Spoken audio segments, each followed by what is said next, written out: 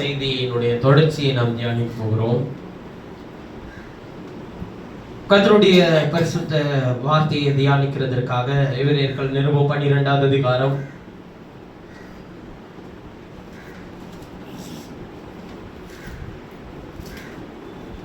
7வது வசனத்திலிருந்து 17வது வசனம் வரையிலும் நாம் யாவரும் சேர்ந்து வாசிக்கலாம். எபிரேயர் 12வது அதிகாரம் 7லிருந்து 17 வசனங்கள் வரை. நீங்கள் சிட்சையை சகிக்கிறவர்களாக இருந்தால் தேவன் உங்களை பித்திரராக எண்ணி நடத்துகிறார். தகப்பன் சிட்சையாத புத்திரன் உண்டோ? எல்லாருக்கும் கிடைக்கும் சிட்சை உங்களுக்கு கிடையாது என்றால் நீங்கள் புத்திரராயிராமல் வேசி பிள்ளைகளாக இருப்பீர்களே. அன்றையும் நம்முடைய சரீரத்தின் தகப்பன்மார்கள் நம்மை சிட்சிக்கும் போது அவர்களுக்கு நாம் அஞ்சி நடந்திருக்க நாம் பிழைக்கத்தக்கதாக ஆவிகளின் பிதாவுக்கு வெகு அதிகமாய் அடங்கி நிற்க வேண்டும் அல்லவா? அவர்கள் தங்களுக்கு நலமென்று தோன்றினபடி கொஞ்ச காலம் சிட்சித்தார்கள். இவரோ நம்முடைய பரிசுத்தத்துக்கு நாம் பங்குள்ளவர்களாகும் பொருட்டு நம்முடைய பிரயோஜனத்துக்காகவே நம்மை சிட்சிக்கிறார். துக்கமாயிருக்கார் ஆகிலும் பிற்காலத்தில் அதில் பழகினவர்களுக்கு அது நீதியாகிய சமாதானத்தில் பலனளிக்கிறது. ஆகினாலே நெகிழ்ந்த கைகளையும் தளர்ந்த முழங்கால்களையும் நீங்கள் திரும்ப நிமிர்த்தி முடமாய் இருக்கிறது விசகி போகாமல் சொஸ்தமாகும்படிக்கு உங்கள் பாதங்கள் வழியை சுவைப்படுத்துங்கள். யாவரோடும் சமாதானமாக இருக்கவும் பரிசுத்தமுள்ளவர்களாக இருக்கவும் நாடுங்கள். பரிசுத்தம் இல்லாமல் ஒருவனும் கர்த்தரை தரிசிப்பதில்லையே. ஒருவனும் தேவனுடைய கிருபை இழந்து போகாதபடிக்கும் யாவொரு கசப்பான முளைத்திரும்பி கலகம் உண்டாக்குகிறதுனால் அநேகர் தீட்டுப்படாதபடிக்கும் ஒருவனும் வேசிக்கலனாகும். ஒருவேளை போஜனத்துக்காக இராதபடிக்கு எச்சரிக்கையாக. ஏனென்றால் பிற்பாடு அவன் ஆசீர்வாதத்தை சுதந்திரித்துக் கொள்ள விரும்பியும் அறிவீர்கள். அவன் கண்ணீர் விட்டு கவலையோட தேடியும் மனமாறுதலை காணாமல் இந்த நல்ல அற்புதமான இந்த காலை நேரத்திலும் கர்த்தருடைய செய்திக்கு ஆதரவாய் நாம் தொடர்ந்து தியானித்து வருகிற வேத பாடத்தினுடைய பொருளாக எபிரேயருக்கு கொடுத்த நிருபம் அதன் வெளிச்சம் என்கிற தலைப்பின் கீழ் இருந்து 118வது வாரம் உங்களோடு கூட கர்த்தருடைய வார்த்தையை பகிர்ந்து கொள்கிறேன். அதிலே இன்றைக்கு நான் பேசுகிற காரியம்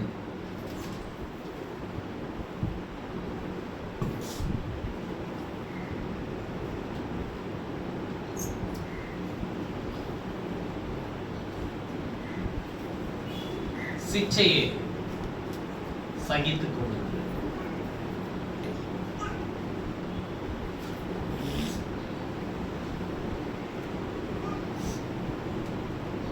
சிட்சையை சகித்துக் கொள்ளுங்கள் என்கிற மையப்பொருளை கொண்டு உங்களோடு கூட நான் பேச நான் விரும்புகிறேன். கர்த்தருடைய வேதத்தை தியானிக்கும் போது இந்த சிட்சையை குறித்து 2 விதமான காரியத்தை அவர் வைத்து வைத்தார். ஒன்று, இன்றைக்கு சிட்சை என்று சொல்லும் போது சிலர் என்னிடத்தில் கேட்ட விஷயங்கள், நம்முடைய வாழ்க்கையில கர்த்தர் நாம் தவறு செய்யும் போது அவர் நம்மை சிட்சிக்கிறவராக இருக்கிறார் என்பதை நாங்கள் நம்பிக்கொண்டிருக்கிறோம். ஆனால் அது இல்லை என்று நீங்கள் சொல்லும் போது அப்படின்னா இனிமே அவர் என்ன பண்ண மாட்டாரு, சிட்சிக்கலாம் மாட்டாருன்னு நாங்க நினைச்சுப்போம் அப்படின்ற மாதிரி கேட்டார்.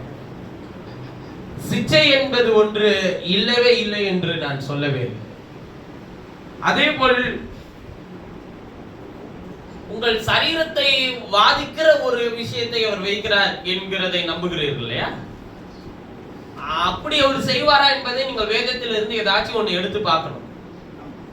அவர் ஏதாகிலும் ஒன்றை செய்கிறதற்கு முன்பாக அவர் என்ன செய்திருக்கிறாரோ அதை தான் அவர் செய்கிறார். அவர் ஊழியத்தை கொள்ளும்படிக்கல்ல, அதை செய்யும்படிக்க அவர் வந்தார். அவர் நியாயப்பிரமாணத்தை அழிக்க அல்ல, நிறைவேற்றவே வந்தார். அப்ப இவர்களுடைய தவறான புரிதலை தான் மாற்றினாரே தவிர அவர் சொல்லி இருக்கிற உண்மையை இவர்கள் மாற்றி வைத்ததை இவர் அந்த உண்மையை எடுத்து சொன்னாரே தவிர இவர் அதை எல்லாவற்றையும் மாற்றி போடல. எதையுமே நீதிமன்றங்களை அல்ல பாவிகளை மனம் திரும்ப அழைக்க வந்தேன் என்பதனுடைய கருத்தை நீங்கள் போய் கற்றுக்கொள்ளுங்கன்றார். எதுக்கு அப்படி சொல்றாருன்னா, நீர் பாவிகளுடைய வீட்டுல இருக்கிறீர் ஆண்டவரே. அப்ப இயேசு செய்கிற விஷயங்கள் அனைத்துமே அவர் சொன்னதுதான் அவங்க செய்யறார். அப்ப இந்த புதிய ஏற்பாட்டினுடைய பரிசுத்தவான்களுடைய காலத்திலும் அவர் என்ன சொல்லி இருந்தாரோ அதைதான் அவர் இங்கே செய்கிறவராகவும் இருக்கிறார். நான் மீண்டும் சொல்லுகிறேன், பழைய ஏற்பாட்டில் ஒன்று நிழல் இருக்கணும், புதிய ஏற்பாட்டில் நிஜம் இருக்கணும். இல்லை என்றால் புதிய ஏற்பாட்டில் ஒரு நிஜம் நிழல் இருந்தால் பழைய ஏற்பாட்டில் ஒரு நிஜம் இருக்கும். ஆகிலும் இரண்டு இடத்திலும் ஏதோ ஒரு காரியத்தை கர்த்தர் பொருத்தி வைத்திருப்பார். நீங்கள் எதையுமே இங்க சொல்லப்பட்டதை மட்டும் அப்படியே எடுத்துட்டு போகவே முடியாது. அங்கே என்ன சொல்லி இருக்குன்றதையும் புரிஞ்சுக்கணும். சிக்ஷை என்கிற ஒரு விஷயத்தை வரும்போது இன்றைக்கு கர்த்தர் கொடுக்கிற தண்டனை அப்படின்னு கூட நினைச்சுக்கலாம். ஏன்னா அவர் சொல்றாரு, நம்முடைய சரீரத்தின் தகப்பன்மார்கள் நம்மை கொஞ்ச காலம் நம்மை சிக்ஷிக்கும் போது அவர்களுக்கு நாம் அங்கி நடந்திருக்க நாம் பிழைக்கத்தக்கதாக ஆவிகளின் பிதாவுக்கு வெகு அதிகமாய் அடங்கி நடக்க வேண்டும் அல்லவான்ற. அப்ப சிக்ஷை என்றால் சரீரத்தின் தகப்பன்மார்கள் உங்களை என்ன பண்ணுவாங்க? தண்டிப்பாங்க. எதுக்கு தண்டிப்பாங்க? தவறு செய்தா. அப்ப தண்டனை எதுக்கு கிடைக்குது? அழிக்கவா? திருத்திக் கொள்ள, கரெக்ஷன். அப்ப தேவன் நம்மை சீர்படுத்துகிறார். அப்ப அவர் சீர்படுத்த உங்களுக்கு யாரை அனுப்பினால் உங்களை சீர்படுத்த முடியுமா? உங்களை தரித்திரராக்கினால் உங்களை சீர்படுத்த முடியும். உங்களிடத்தில் இருக்கிற ஜீவனை எடுத்து போட்டால் உங்களை சீர்படுத்த முடியுமா? அல்லது உங்களுக்கு ஒரு விபத்தை ஏற்படுத்தினால் உங்களை சீர்படுத்த முடியுமா? தேவன் சீர்படுத்த முதலாவது எதை தெரிந்து கொள்கிறார் என்றால் தம்முடைய வார்த்தையை தான். நான் வாசிக்கலாம் சபையை அவர் எப்படி சீர்படுத்த விரும்புகிறார் என்பதை. எபேசியர் 4:12.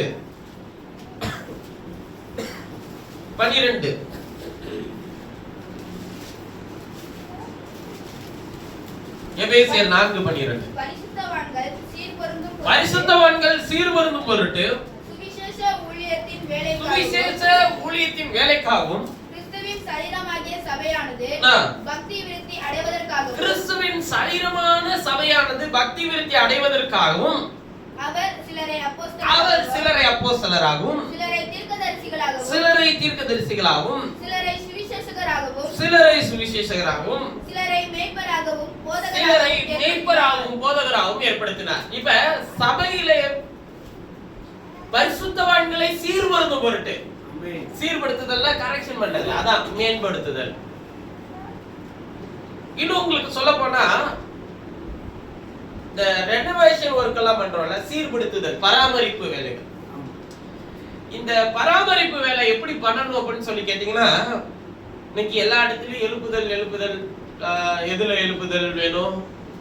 தேசத்தில் எழுப்புதல், தமிழ்நாட்டில் எழுப்புதல், அப்புறம் திருச்சபையில் எழுப்புதல், அப்புறம் வேற எங்கத்துல வீட்டுல எழுப்புதல், இவ்வளவு பல எழுப்புதல் இருக்கு. எழுப்புதல்ன்ற வார்த்தைக்கு உண்மையான அர்த்தம் என்ன? நிறைய பேருக்கு தமிழுக்கு கொஞ்சம் வியாக்கியானம் பண்ண வேண்டியதா. தமிழ் வார்த்தைகளுக்கு எழுப்புதல் அப்படின்ற வார்த்தைக்கு என்ன அர்த்தம்? தூங்கிட்டு இருக்கிறவனை எழுப்புறது பிரதர், அது மட்டும்தான் பிரதர் எங்களுக்கு தெரியும். அந்த எழுப்புதல் இல்ல.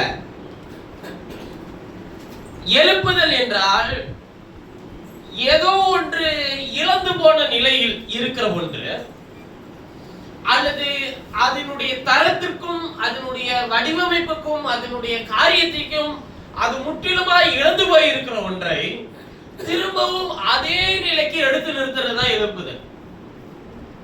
ஒண்ணு இல்ல, ஒருத்தவன் வந்து பலவீனத்தில் சோர்ந்து போய் சரீரம் உடைக்கப்பட்ட நிலைமையில் இருக்கிறான்னு வச்சுக்கோங்க. உன்னை சீக்கிரமா உன்னைய ரெக்கவர் ஆகி நீ வந்துருவ. ரெக்கவர் என்னங்க? திருப்பி எழுப்புறது, சீர்பொருத்துதல். இப்ப எப்படி வரணும்? அவன் முன்னாடி இருந்த மாதிரி நீ பழைய மாதிரி நீ நடந்து வருவ பாரு.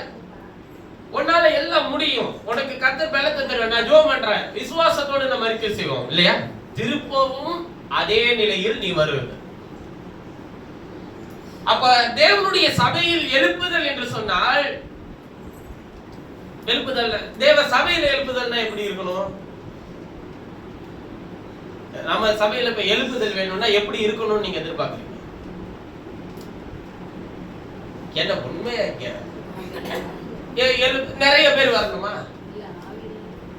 ஆவியில எழுப்புதல் வேணுமா? அப்படின்னா எப்படி வேணும்? நிறைய ஆவியில நிரம்புதல், இதெல்லாம் எழுப்புதல் அப்படின்னு சொல்றாங்க. இல்ல நிறைய எழுப்புதல்னா நிறைய பேர் இந்த ஊர்ல இந்த பட்டணத்தில் ரட்சிக்கப்பட்டு தேவ சபையில சேரும்.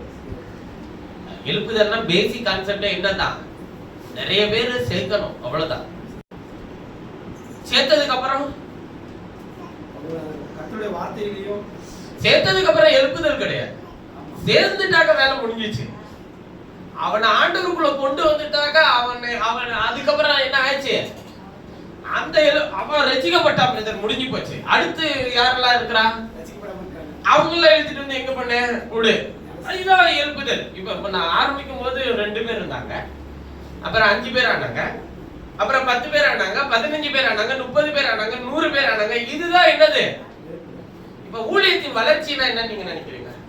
இப்ப ஊழியத்துல வளர்ச்சி இருக்குல்ல, இப்ப வளர்ச்சினா என்ன? இப்ப நமக்கு 11 வருஷம் ஆச்சு.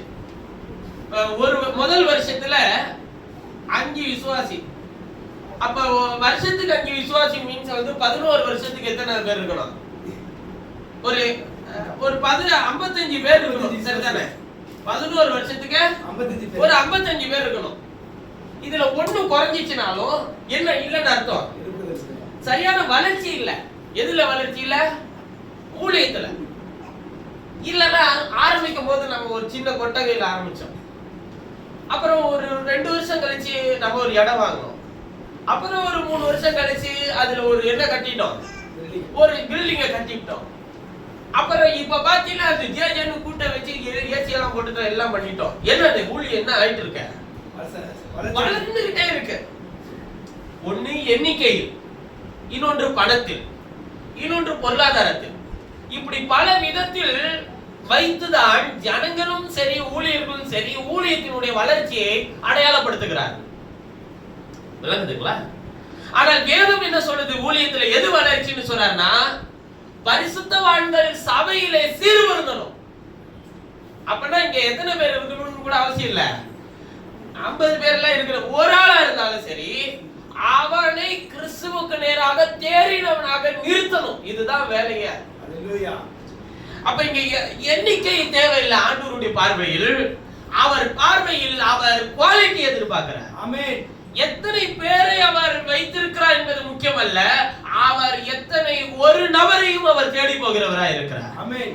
அந்த ஒரு நபரையும் கர்த்தருடைய சமூகத்திற்குள் கொண்டு வந்து கர்த்தருடைய ராஜ்யத்தின் புத்திரர்களாய் அவர் தேறினவர்களாக நிறுத்தவே அவர் முயற்சி செய்கிறார். அவர்களுக்கு காயத்தை ஆற்றவர் வல்லவராய் இருக்கிறார், அவர்களை தேற்றவர் வல்லவராய் இருக்கிறார், அவர்களை ஆற்றவர் வல்லவராய் இருக்கிறார். நீ ஒரு நபர் நீ வெளியே போனாலும் அந்த ஒரு நபரை நேசித்தால் அவர்களை திரும்ப தன்னிடத்தில் கொண்டு வர தேவன் வல்லவராய் இருக்கிறார். அல்லேலூயா. இப்ப நல்ல கவனிங்க, சிச்சை என்கிற ஒரு காரியத்தை நீங்கள் எடுத்துக்கொண்டால், என்னுடைய சிந்தையை கர்த்தர் ஒரு நிலையில ஒரு புரிதலை ஏற்படுத்தினார். என்ன அதை பத்தி புரிதலை உண்டாக்கிட்டார்னா, இங்க சரீர பிரகாரமாய் பாதிக்கப்படுகிற எதுவுமே கர்த்தருடைய சிச்சை அல்ல அப்படின்ற புரிதலை உண்டாக்கிட்டார். அப்ப எது ஆண்டவருடைய சிச்சை அப்படின்னு சொல்லி கேட்கும்போது, முதலில் அவர் சொன்ன விஷயம் என்னன்னு கேட்டீங்கன்னா, முதலில் நான் சிச்சிக்கிறதுக்கு எடுத்துக்கொண்டது என்னுடைய வார்த்தையை தான். நான் எதைதான் எடுத்துப்பேன்? வசனத்தை எடுத்துதான் முதல்ல அவனை சிச்சிப்பேன். ஆனால் அதன் பிறகு ஒரு பெரிய பட்டியலே போட்டு வச்சிருக்கிற எப்படியெல்லாம் உங்களை சிச்சிப்பேன் அப்படின்றத. அதை எபிரேயர்லயே சொல்றாரு, 12வது அதிகாரத்திலே சொல்றாரு. நம்ம அங்கே போவோம், நம்ம அதை விட்டு நவர வேணாம். சீர்படுத்துதல் தாங்க சிச்சை. கரெக்ட் பண்றது, தவறை சீர்படுத்துறது தான் சிச்சை. அப்ப அதுக்குதான் ஊழியர்களையும் ஏற்படுத்துறாரு. இப்ப சிச்சைய நமக்கு புரியல அப்படின்னாக்க எதுக்கு ஊழியர்களை ஏற்படுத்தப்பட்டாங்கன்றதே தெரியாது. சிச்சிக்கிறதுக்கு தான் ஆண்டவர் ஊழியங்களையும் ஊழியத்தையும் ஏற்படுத்தினார். ஊழியர்களை எதுக்கு? சிச்சிக்கிறது என்ன? தண்டனை கொடுக்கவா? நாட்டாம பண்ணவா? நீ செய்தது தவறு, நீ செய்தது தவறு, நீ செய்ததுதான் சரி அப்படின்னு சொல்றதுக்கா? கட்ட பஞ்சாயத்து பண்ணலாம் இல்ல. வார்த்தையை கொண்டு கடிந்து கொண்டு சிச்சித்து போதிக்கிறவனே யாருன்றாருங்க? பாக்கியவான்றாரு. அப்ப ஊழியமும் ஏற்படுத்தப்பட்டதனுடைய பிரதான நோக்கம் பரிசுத்தவான்களை சீர்படுத்த. ஆமென். 2 தீமோத்தேயு 3:16 வசனத்தை வாசிக்கும்போது சொல்லுகிறார், வேத வாக்கியங்கள் எல்லாம் தேவ ஆவியினால் அருளப்பட்டிருக்கிறது, தேவனுடைய மனுஷன் தேறினவனாக நிறுத்தவும் எந்த நற்கிரியையும் செய்யவும் அவைகள் சீர்படுத்துதலுக்கும் அவைகள் கடிந்து கொள்ளுதலுக்கும் அவைகள் உபதேசத்துக்கும் பிரயோஜனம் உள்ளவைகளாய் இருக்கிறது. இப்ப தேவனுடைய வாக்கியங்கள் எதுக்கு? எந்த மனுஷனும் எந்த தேவனுடைய மனுஷனும் தேறினவனாய் நிறுத்துகிறதற்கு அவைகள் கடிந்து கொள்ளுதல், உபதேசம் என்ன, சீர்படுத்துதல். அப்ப கரெக்ஷன் பண்றதுக்கு தேவன் எதை எடுத்துக்கிறாருங்க? நம்முடைய வார்த்தையை எடுத்துக்கிறார். ஆமென். வேதத்தில் வாழ்ந்த எல்லா பரிசுத்தவான்களையும் ஒரு சின்ன இடத்தில் எல்லாருமே தவறு செய்திருக்கிறார்கள். ஏன்னா அவங்க தவறே செய்யலன்னா இயேசு வந்திருக்க தேவையில்லை. எல்லாருமே மனிதர்கள் தான் என்பதை காண்பிக்கிறதுக்காக உங்களுக்கு புரியும்படிக்கு ஒரு காரியத்தை சொல்றேன். எது கேட்க நல்லா இருக்குன்னு நீங்க சொல்லுங்க. தாவீது சிறுவனா இருந்தான், அவன் இளைஞனா இருந்தான், தன் தகப்பனுடைய ஆடுகளை மேய்த்து கொண்டிருந்தான். கர்த்தருடைய ஊழியக்காரன் வந்து அவனை வரவழைத்து அவன் தலையில எண்ணெய் ஊற்றி அவனை அபிஷேகம் பண்ணினான். ராஜாவாக, இஸ்ரவேலுக்கு ராஜாவாக அபிஷேகம் பண்ணப்பட்டான். தேவன் சாமுவேல் இடத்தில் சொன்னார், நீ மனுஷனுடைய முகத்தை பார்க்கிறாய், நானும் இருதயத்தை பார்க்கிறேன், இவன் தான் இஸ்ரவேலர்களுக்கு ராஜா அப்படின்னு சொல்லி கர்த்தர் அவனை அபிஷேகம் பண்ணுகிறார்.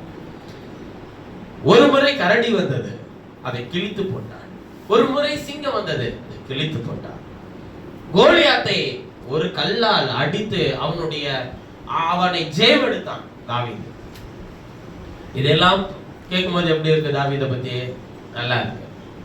ஒரு நாள் யுத்தத்துக்கு போகும்போது எல்லாரையும் யுத்தத்துக்கு அனுப்பி விட்டுட்டு இவர் உப்பரிகை மேல் உலாத்தி கொண்டிருக்கும் போது மேலே இருந்து பார்க்கிறான், கீழே பச்சேதாபால் உரியாவினுடைய மனைவி குளிச்சு கொண்டிருக்கிறார். அவளை பார்க்கிறான், அவளை எடுத்துக் கொள்கிறான், உரியாவை கொல்லும்படிக்கும் கட்டளை கொடுக்கிறான், யுத்தத்திலே கொன்று என்றான். இது எப்படி இருக்கு? இது ரெண்டுல எந்த தாவீது உங்களுக்கு பிடிக்கும்? ரெண்டுமே செஞ்சது ஒரே தாவீது தான்.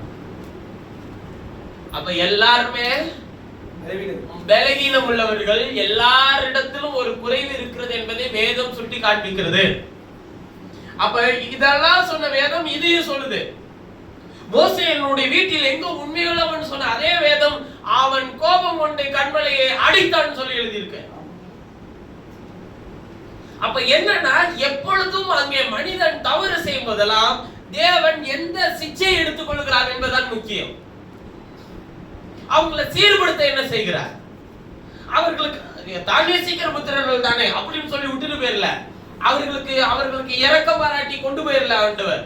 அதனாலதான் தாவீது சொல்றார், நீர் எவனுடைய பாவங்களை நீ எண்ணாது இருக்கிறீரோ அவன் பாக்கியவான். அந்த வார்த்தை யாரிடத்தில் நிறைவேறிச்சு தெரியுங்களா? நம்மிடத்துல தாங்க நிறைவேறி இருக்கு. நம்முடைய பாவத்தெல்லாம் இப்படி தாவீது செஞ்ச அந்த ஒரு விஷயங்கள் மோசே செய்த ஒன்னையே அப்படி எண்ணி கரெக்டா கணக்கு பார்த்து செஞ்சாருன்னா நம்மள்ட்ட அப்படி செய்யறாருன்னு வச்சுக்கோங்க. டெய்லியும் முடிஞ்சிச்சு கதை. அடுத்த வாரம் வருவோமான்னு தெரியாது. அவங்க வாழ்நாட்கள்ல ஏதோ ஒண்ணு செஞ்சிருக்கிறாங்க, நம்ம வாரத்திலேயே பல செய்வோம். அதனாலதான் சொல்றாரு, எவனுடைய பாவங்களை அவர் எண்ணாது இருக்கிறாரோ. நம்ம பாவத்தெல்லாம் அவர் என்றது இல்ல. அதனால அப்படியே போயிட்டே இருக்குன்னு அர்த்தம் கிடையாது. எல்லாத்துக்கும் என்ன இருக்கு? ஒரு எல்லை இருக்கு. எல்லையை மீறி போயிட்டோம் அப்படின்னா அதான் சொல்றாரு,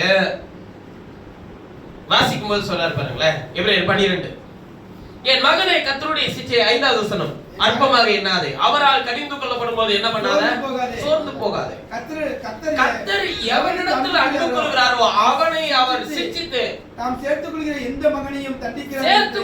எந்த மகனையும் அவர் என்ன பண்ணுவாருங்க? தண்டிக்கிறார்னு எப்படி அழிச்சு கொள்வாரா? சொல்லுகிறது போல வண்டியில இருந்து கீழே தள்ளி விட்டுருவாரா? புத்திமதியை இப்படி எல்லாம் செய்ய மாட்டார். அவர் சொல்லுகிற புத்திமதியை நீங்கள் என்ன பண்ணினீர்கள்? மறந்தீர்கள். நீங்கள் சிட்சையை சகிக்கிறவர்களாய் இருந்தால் உங்களை புத்திராக நடத்துகிறார். நீங்கள் சிட்சையை, அதாவது சிட்சையை நீங்கள் சகித்துக் கொண்டால் நீங்கள் புத்திரர். யார் புத்திரர்? தேவனுடைய புத்திரர். தகப்பன் சிட்சையாத புத்திரன் உண்டோ எல்லோருக்கும் கிடைக்கும் சிச்சை உங்களுக்கும் கிடையாது இருந்தால் எல்லாருக்கும் கிடைக்கிற சிச்சை உங்களுக்கும் கிடைக்காம நீங்கள் இருந்துச்சுன்னா, புத்திரராயிராமல் வேசி பிள்ளைகளாய் நீங்கள் இருக்கிறீர்கள். புத்திரராயிராமல் நீங்கள் யாருடைய பிள்ளைகளா இருக்கீங்க? பிள்ளைகளா அப்ப இந்த உலகத்துல 2 பிள்ளைகள் இருக்கிறாங்கன்றத தெரிஞ்சிருச்சா உங்களுக்கு? அசுத்தமான பிள்ளைகள். ஒன்று தேவனுடைய புத்திரர், தேவபுத்திரர், இன்னொன்று வேசி பிள்ளை. அப்படி சொன்னா நீங்க ஏத்துப்பீங்களா? வேசி பிள்ளைன்னு சொல்லி உங்களை சொன்னா நீங்க ஏத்துப்பீங்களா? இப்ப எவ்வளவு துணிகரமா நீங்க படிச்சுட்டு போறீங்க. பைபிள் எப்படி எல்லாம் எவ்வளவு ஆக்வர்டா பேசிட்டு வருது பாருங்க. அவர் நான் சிக்கிக்கலன்னா நீ யாருன்றாரு? நீ வேசி பிள்ளை. நீ என் பிள்ளை இல்லையா? அடுத்து சொல்றாரு, அன்றியும் நம்முடைய சரீரத்தின் தகப்பன்மார்கள் கொஞ்சம் இப்படி உலகத்தோட கம்பாரிசன் பண்ற நம்மை சிச்சிக்கும் போது அவர்களுக்கு நாம் அஞ்சி நடந்திருக்க, நாம் பிழைக்கத்தக்கதாக ஆவியின் பிதாவுக்கு நாம் பிழைக்கத்தக்கதாக ஆவியின் பிதாவுக்கு வெகு அதிகமாய் அடங்கி நடக்க வேண்டும் அல்லவா? அவர்கள் தங்களுக்கு நலமென்று தோன்றும்படி கொஞ்ச காலம் சிச்சித்தார்கள். அவர்கள் தங்களுக்கு நலமென்று தோன்றுகிறபடி கொஞ்ச காலம் சிச்சிக்கிறாங்க. இவரோ தம்முடைய பரிசுத்தத்துக்கு நாம் பங்குள்ளவர்கள் பொருட்டு, இவரோ அவருடைய பரிசுத்தத்துக்கு நாம் பங்குள்ளவர்கள் ஆகும் பொருட்டு நம்முடைய பிரயோஜனத்துக்காகவே நம்மை சிச்சிக்கிறார். இப்ப எதுக்கு வரையிலும் உங்களை சிச்சிப்பாரா? அவருடைய பரிசுத்தத்துக்கு நீங்கள் பங்குள்ளவர்கள் ஆகிற வரையிலும் உங்களை சிச்சிப்பாரா? ஆமென். அவருடைய பரிசுத்தத்துக்கு நீங்க பங்குள்ளவர்களா எங்கெல்லாம் மிஸ் பண்றீங்களோ அங்கெல்லாம் உங்களை என்ன பண்ணுவாரு? சிச்சிப்பாரு. ஆமென். உங்களை சீர்படுத்துவாரு, உங்களை சேர்த்துப்பாரு. எந்த சிச்சையும் தற்காலத்தில் சந்தோஷமாய் காணாமல் துக்கமாய் காணும். ஆகிலும் பிற்காலத்தில் அதில் பழகினவர்களுக்கு அது நீதியாகிய சமாதானம். ஆகிலும் பிற்காலத்தில் அதில் பழகினவர்களுக்கு பைபிள் சொல்லுது. ஆமென். பழகினவர்களுக்கு அது நீதியாகிய சமாதானத்தின் பலனை தரும். பழகுறதுன்னா என்னங்க? எனக்கு இந்த ஒரே ஒரு வசனத்துலதான் இந்த ஆண்டவர் உங்களை உடல் ரீதியா சிந்திக்கிற விஷயத்தை செய்யறது இல்லைன்றத புரிஞ்சுக்கிட்டேன் நான். இந்த ஒரே ஒரு வசனம் தான். அதில் பழகினவர்களுக்குன்னு எழுதுறாருல்ல, தலைவலி இருக்கிறவனுக்கு வலிச்சுக்கிட்டே இருக்கும், கைகால் வலி இருக்கிறவனுக்கு வலிச்சுக்கிட்டே இருக்கும். இதெல்லாம் கர்த்தருடைய சிச்சை நினைச்சுக்கிட்டே இருந்தோம்னா ஹாஸ்பிட்டல்ல கர்த்தருடைய சிச்சை பிரதர் எழுப்பு வலி இருந்துட்டே இருக்கு பிரதர், கர்த்தருடைய சிச்சை பிரதர் தலைவலி இருந்துட்டே இருக்கு பிரதர் அப்படின்னு விட்டுருவோமா? சிச்சைக்கு எதுக்கு மாத்திரை எடுத்துக்கிறீங்க? சிச்சைக்கு எதுக்கு தைலம் தடவுறீங்க? தடவ கூடாது. பழகினவர்களுக்குன்னா என்ன அர்த்தம்? ஏதோ ஒண்ணு இவர் சொல்லித்தர போறாருங்க. இவர் சிச்சன்னு சொல்றது எல்லாமே அதுக்கு கீழே பதில் சொல்லிட்டாரு. எது சிச்சன்றத தெளிவா சொல்லிட்டாரு. நீதியாகிய சமாதானத்தின் பலனை தரும்னு சொன்ன ஆண்டவர் தற்காலத்துல அவங்களுக்கு எப்படி இருக்குமா? துக்கமா தான் காணும், சந்தோஷமா இல்லாம. ஏன்னா அங்க செஞ்சிட்டு இருக்கிற எல்லாத்தையும் தப்புன்னு இவர் சொல்லுவாரு, இவன் ஃபாலோ பண்ற எல்லாத்தையும் தவறுன்னு அவர் சொல்லுவாரு. சொன்னாக்க எல்லாருக்கும் எப்படி இருக்கும்? சந்தோஷமா இருக்குமா? நீங்க கனப்படுத்துறது மகிமைப்படுத்துறது தவறு. நீ சரியான விதத்துல கத்தரை உயர்த்து. நீ பண்ற காரியங்கள் தேவனுடைய பார்வையில பிரிய இல்லைன்னு சொன்னா எத்தனை பேருக்கு சந்தோஷமா இருக்கும்? வராது, சந்தோஷம் வராது இல்ல. இப்ப இவர் என்ன பண்ண போறாரு, எது சிச்சைன்றத சொல்ல போறாருன்றத பாருங்க. ஆகையினால் இப்பதான் ஆரம்பிக்கிறார். ஆகையினால் நெகிழ்ந்த கைகளையும் தளர்ந்த முழங்கால்களையும் நீங்கள் திரும்ப நிமிர்த்தி குணமாய் இருக்கிறது பிசகி போகாமல் சொஸ்தமாகும்படிக்கு உங்கள் பாதங்களுக்கு என்ன உண்டாக்குங்கள்? வழிகளை செவ்வாய்ப்படுத்துங்கள். நெகிழ்ந்த கைகளையும் தளர்ந்த முழங்கால்களையும் திரும்ப நிமிர்த்தி. அப்படின்னா என்ன அர்த்தம்? கைகளும் கால்களும் என்று சொல்லும் போது தேவனுக்கு என்று செய்கிற விஷயத்தை, கிரியைகளை நீ திரும்பி பாரு. நான் என்ன செய்ய சொல்லிட்டு இருக்கிறேன், நீ என்ன செய்துட்டு இருக்கிறன்றதை திரும்பி பாரு. தாவீது லக்கம் பார்க்க கூடாதுன்னு கர்த்தர் சொன்னாரு. ஆனா என்ன பண்றாரு? லக்கம் பார்த்தாரு. அப்ப என்ன செய்ய சொல்றாரோ அதுக்கு மாறா ஒண்ணு செய்யறது. கர்த்தருடைய உடன்படிக்கை தூக்கி கொண்டு வருகிறது சரிதான். ஆனால் தோளின் மேல் சுமக்க வேண்டிய உடன்படிக்கையை நீ மாட்டு வண்டியில வச்சு கொண்டு வந்தா இல்ல, கர்த்தருடைய பெட்டியை நான் பிளைட்ல வச்சு கூட கொண்டு வரோம். பெட்டிக்கு அவ்வளவு கனம் இருக்கு பிரதர். உன்கிட்ட எவ்வளவு செல்வாக்கு இருக்குன்றத வச்சு நீ அதை தூக்கிட்டு வர முடியாது. அதை எங்க எதுல வச்சு நீ தூக்கிட்டு வரணும் நான் சொன்னா அதுல வச்சுதான் நீ தூக்கிட்டு வரணும். உன்கிட்ட தங்க ரதம் கூட இருக்கலாம், அதுல வச்சாலும் நீ தூக்கிட்டு வரக்கூடாது. நான் எதுல தூக்கிட்டு வர சொல்லணும் அதுலதான் நீ தூக்கிட்டு வரணும். அதுல தோல்ல சுமனா தோல்ல தான் சுமக்கணும். மாட்டுண்ட வச்சு கொண்டு வர என்கிட்ட வசதி இருக்கு, அதெல்லாம் நம்ம செய்ய முடியாது. அதனால என்ன பண்ணார், கர்த்தர் ஊசாவை அங்கே அடித்தார், செத்து போனார். மீண்டும் பெட்டியை கொண்டு போய் ஓபேத்-ஏதோமினுடைய வீட்டுல வச்சுட்டு, நம்ம எங்க தப்பு பண்ணிட்டயா, சீர்படுத்துதல் பாருங்க. ஊசா செத்து போனால அதான் பிரதர் சிச்சை.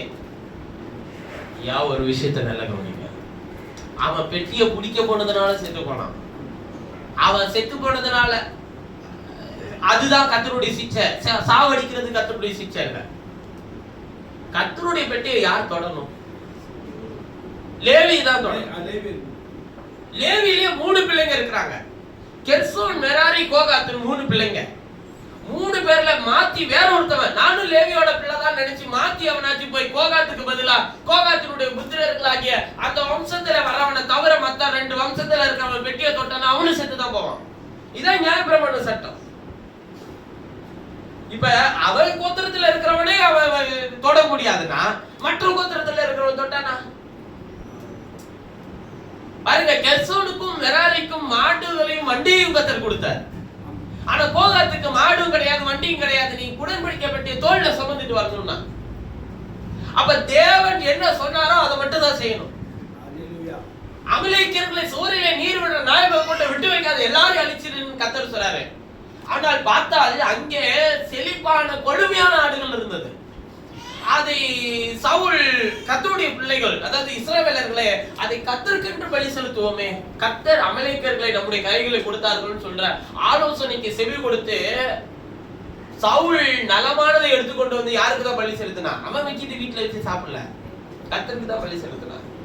கர்த்தர் என்ன சொன்னாரு? வலியை பார்க்கிலும் கீழ்ப்படிதல், ஆட்டுக்கடாக்கள் நிலத்தை பார்த்து செவி கொடுத்து சேர்தலே உத்தமம். செவி கொடுத்து சேர்தல்னா என்ன நினைக்கிறீங்க? என்ன சொல்லி இருக்கிறார்ன்றதை கேட்டு அதன்படி செய்யறது. இது தவறுதலா இன்றைக்கு கிறிஸ்தவ உலகத்தில் இருக்கு. நான் இதை செய்ய போறேன், இதை செய்யலாமா செய்யக்கூடாதா கொஞ்சம் கேட்டு சொல்லுங்க. உங்களுக்கு யார்கிட்ட? ஆண்டவர். எங்க பார்க்கணுங்க? இதை செய்யலாமா செய்யக்கூடாதான்னு எது சொன்னாதான் நம்ம ஃபைனல் அத்தாரிட்டி எடுக்கணும். வேதம் சொல்லிட்டு அதை எடுத்துட்டு போயிட்டே இருக்க வேண்டியதான். ஆமென். இப்ப தேவன் நமக்கு முடிவை எங்க வைத்திருக்கிறார் என்றால் நம்முடைய வார்த்தை. அப்ப நான் ஃபாரின் போறத பத்தி எல்லாம் பைபிள் எழுதி இருக்காரு. நான் இங்க என்ன கம்பெனில வேலை பார்க்கலாம்னா பைபிள் எழுதி இருக்காரு. வேலை செய்யறவன் சாப்பிடாத இருக்க கடவுள் பைபிள் சொல்லுது. இந்த வேலை தான் செய்ய, அந்த வேலை தான் செய்யணும்னு சொல்லல.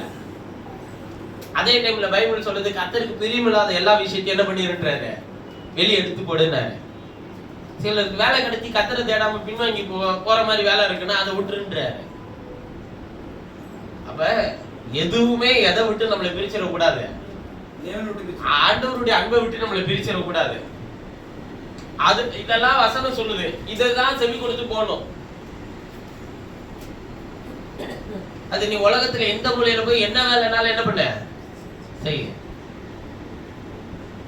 வேத வார்த்தைக்கு எதிராக இருக்கிறதும், பரிசுத்தத்தை கெடுக்கிறதும், தேவனுடைய சித்தத்தை விட்டு வழிவிலக செய்கிறதும், அவரை மகிமைப்படுத்துகிறதை தூக்கி எறிகிறதுமான எந்த ஒரு காரியத்தை செய்யாது. அது படிப்பா இருக்கட்டும், வேலையா இருக்கட்டும், அது என்ன முடிவா இருக்கட்டும், எந்த விஷயங்களா இருக்கட்டும், எல்லாத்தையும் தூக்கி வெளியே எறிஞ்சிடும். அதனால நமக்கு எவ்வளவு லாபம் வந்தாலும் செய்யாது, நமக்கு தேவையில்லை. ஆனால் ஆண்டவர் சொல்றாரு,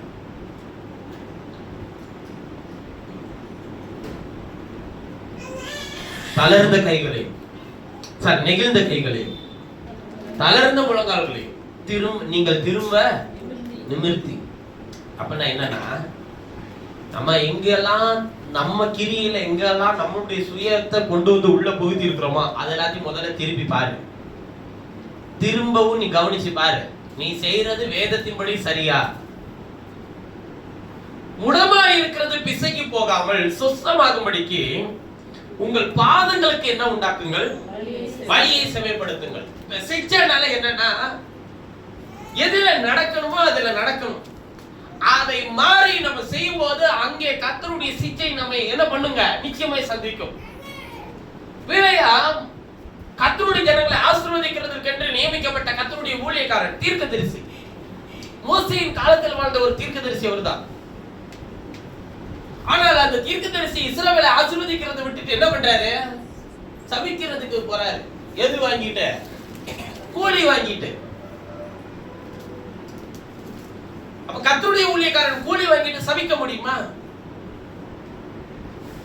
போனா பலிபீடத்தை கட்ட சொன்னா, பலியை சப்பனிட சொன்னா, பலியெல்லாம் செலுத்தினா, போய் கர்த்தருடைய பிள்ளைகளை சபிக்கிறது போகும்போது கர்த்தர் சொல்றாரு, இஸ்ரவேலை ஆசீர்வதிப்பதே பெரியோம். நீங்க சபிச்சா நீ செத்துருவ பிள்ளையான்றாரு. உடனே அவன் வெளியே வந்துறான். கர்த்தர் ஜனத்தை ஆசீர்வதிச்சுட்டு வந்துறான்.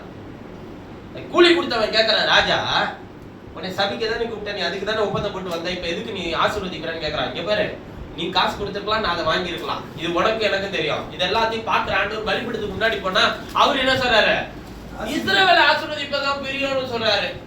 அப்ப பாருங்க பிரதர், பலிபீடத்துக்கு முன்னாடி வந்தா யாருமே அவர் சொல்றதா பிரதர் சொல்ல முடியும். இது இருங்க, இன்னும் முடியல, அவசரப்படாதீங்க. சரி, மறுபடியும் பலி இப்ப என்ன பண்ண சொன்னாருன்னா, பிள்ளையா 100 முறை நீ போய் பலிபீடத்தை சரி பண்ணிட்டு போய் சபிச்சிட்டு வானாரு.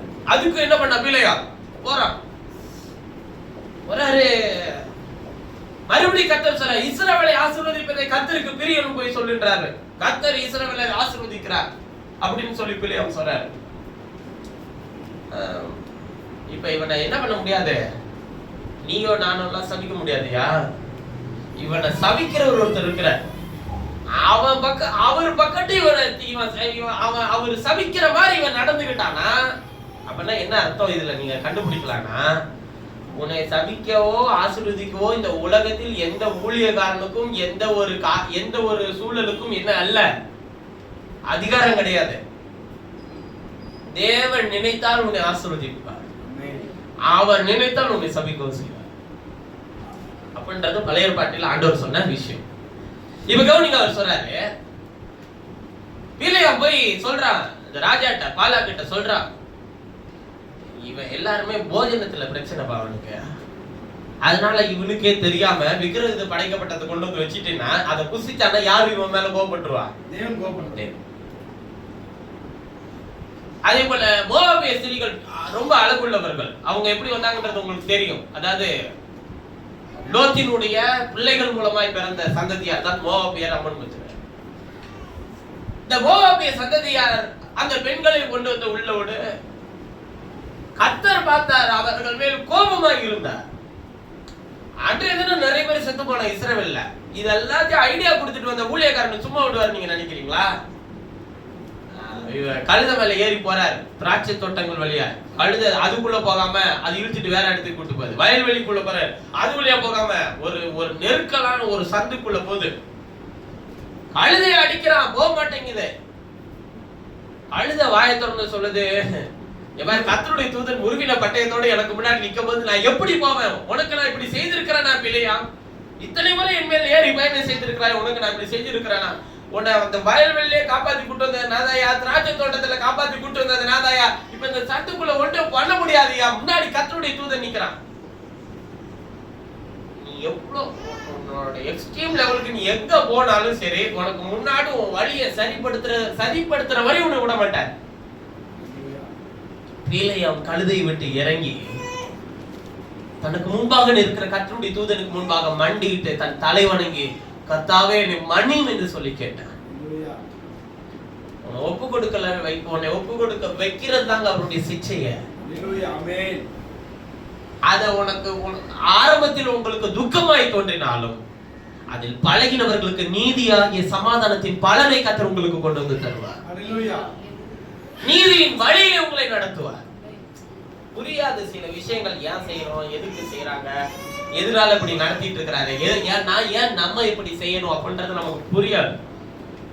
ஆனா கர்த்தர் முதல்ல என்ன சொல்றாருன்னா, முடமா இருக்கிறது பிசைக்கு போகாது, சுத்தமாகும்படி உங்கள் பாதங்களுக்கு வழிகளை என்ன பண்ணுங்கள், முதல்ல உன் பாதையை சீர்தூக்கி பாருப்பா, உன் காலடியை சீர்தூக்கி பாருப்பா. நீ போயிட்டு இருக்கிற பாதை சரிதானா, வசனத்தின்படி சரியா? சிலருக்கு வார்த்தையின்படி நட அப்படின்னு சொன்னாலே அதுவே புதிதா இருக்கும். ரோமர் 8:14 வாசிக்கும்போது தெளிவாய் சொல்லுகிறார், யார் தேவனுடைய ஆவியினால் நடத்தப்படுகிறார்களோ புத்திரர் வேறு பிள்ளைகள் வேறு. நல்லா புரிஞ்சுக்கணும். நீங்க ஒரு ஒரு இந்த இந்த குழந்தைய இந்த பையனை என்னன்னு சொல்லுவீங்க? குழந்தைன்னு சொல்லுவோம். சின்ன பிள்ளை என்ன பிள்ளைன்னு சொல்லி கூப்பிடுவோம். இந்த பையனை என்னன்னு சொல்லுவீங்க? குழந்தைன்னு சொல்லுவீங்களா பிள்ளைன்னு சொல்லுவீங்களா? என் பையன் அவன் எப்போது புத்திரனாய் மாறினான்? இப்ப இந்த பையன் வந்து சேட்டை பண்ணான்னு என்ன சொல்லுவான்? எல்லாரும் இது பண்ணுவோம். இதே பையனும் அதே மாதிரி தலைவர் தான் பூச்சிட்டு இருக்கிறான்னு வச்சுக்கோங்க, என்ன சொல்லுவோம்? இவ்வளவு வயசாயிருச்சு, நீ என்னடா இன்னும் குழந்தையா, நீ அவன மாதிரியே இது பண்ற. இப்ப அவன் தலைகள் தான் குதிச்சானா ரசிப்போம், இவன் தலைகள் தான் குதிச்சானா இவனு குதிக்கிறான், அது வேற விஷயம். அப்ப ரெண்டுத்துக்கு என்ன இருக்கு? ரசிக்கிறதற்கு ஏற்ற பருவம் வேறு, கண்டிக்கிறதற்கு ஏற்ற பருவம் வேறு. யார் தேவனுடைய ஆவியினால் நடத்தப்படுகிறார்களோ அவர்களை தேவன் புத்திரராக எண்ணி கண்டித்து நடத்துகிறவராக இருக்கிறார், அவர்களை சீர்படுத்துகிறவராக இருக்கிறார். நீ செய்யறது தவறு, நீ பண்றது காரியங்கள் தவறு, நீ யோசிக்கிற சிந்தனைகள் தவறு, நீ உன்னுடைய கிரியைகளிலே வைக்கிற பாதைகள் தவறு. முதல்ல அதை மாத்திக்க, உன்னுடைய சிந்தையை மாத்திக்க. அதான் சொல்றாரு, வழிகளை செம்மைப்படுத்துங்கள். அடுத்து 14வது வசனம், யாவரும் சமாதானம் இருக்கவும். அப்ப யாவரோடும் என்னவா இருக்கணும்? சமாதானமா இருக்கவும். எல்லாரோடும் முதல்ல சமாதானமா இரு. அதுதான் நமக்கு முடியாது. பரிசுத்தமா இருக்கவும் நாடுங்கள். என்னவா இருக்கணுமா? பரிசுத்தம் உள்ளவர்களாக இருக்கும் நாடுங்கள். அப்ப சிச்சையில பாருங்க, எதெல்லாம் செய்யலன்னா என்ன பண்ணுவாருன்றத பாருங்க. சமாதானமா முதல்ல வழியை செம்மைப்படுத்தலன்னா அவர் சிக்கிப்பாரு. யாவரும் சமாதானம் இருக்கவும். முதல்ல உங்கள் காரியத்தை திருப்பி கொண்டு வரணும், திரும்பணும், தேவனிடத்தில் திரும்பலன்னா சிச்சிப்பாரு. இரண்டாவது வழியை செம்மைப்படுத்தலன்னா சிச்சிப்பாரு. மூணாவது எல்லாரோடைய சமாதானமா இல்லன்னா உங்களை என்ன பண்ணுவாரு? சிச்சிப்பாரு. நாலாவது பரிசுத்தமுள்ளவர்களா இருக்க நாடுங்கள். அப்ப பரிசுத்தமுள்ளவர்களா இருங்கன்னு சொல்லல, பரிசுத்தமுள்ளவர்களா இருக்க நாடுங்கள். அப்ப எங்கெல்லாம் நம்ம பரிசுத்தத்தை தவறுகிறோமோ அங்கெல்லாம் திரும்பி வந்து கர்த்தாவே என்னை பரிசுத்தப்படுத்தும், இது என்னுடைய காரியம். பரிசுத்தப்படுத்துறது அப்படிங்க, பரிசுத்தமுள்ளவர்களா இருக்க நாடுகள்னா எப்படி? யாவரோடு சமாதானமா இருங்கள் முதல்ல முடிப்போம். யாவரோடு சமாதானமா இருங்கள்னா எப்படி? காலையில ஒரு மெசேஜ் போட்டிருப்பேன், நீங்கள் உலகத்தில் இருக்கிறவர்களுக்கு சுவிசேஷத்தை சொல்லணும்னா உலகத்தா மாதிரி மாறணும்னு அவசியம் இல்லை.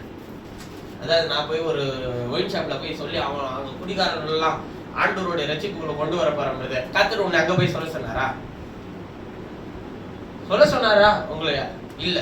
எனக்கு தெரியும் ஒரு பாஸ்டர் இருக்கிறார், அவர் சொன்னார், பிரதர் மனோரமா சாவப்படுறதுக்கு முன்னாடி போய் அவங்களுக்கு சுவிசேஷம் சொல்லணும்னு கர்த்தர் என்கிட்ட சொல்றாரு பிரதர். இவர் சொன்ன அடுத்த நிமிஷமே அவங்க அடுத்த நாளே நியூஸ்ல இறந்து போயிட்டாங்க அவங்க.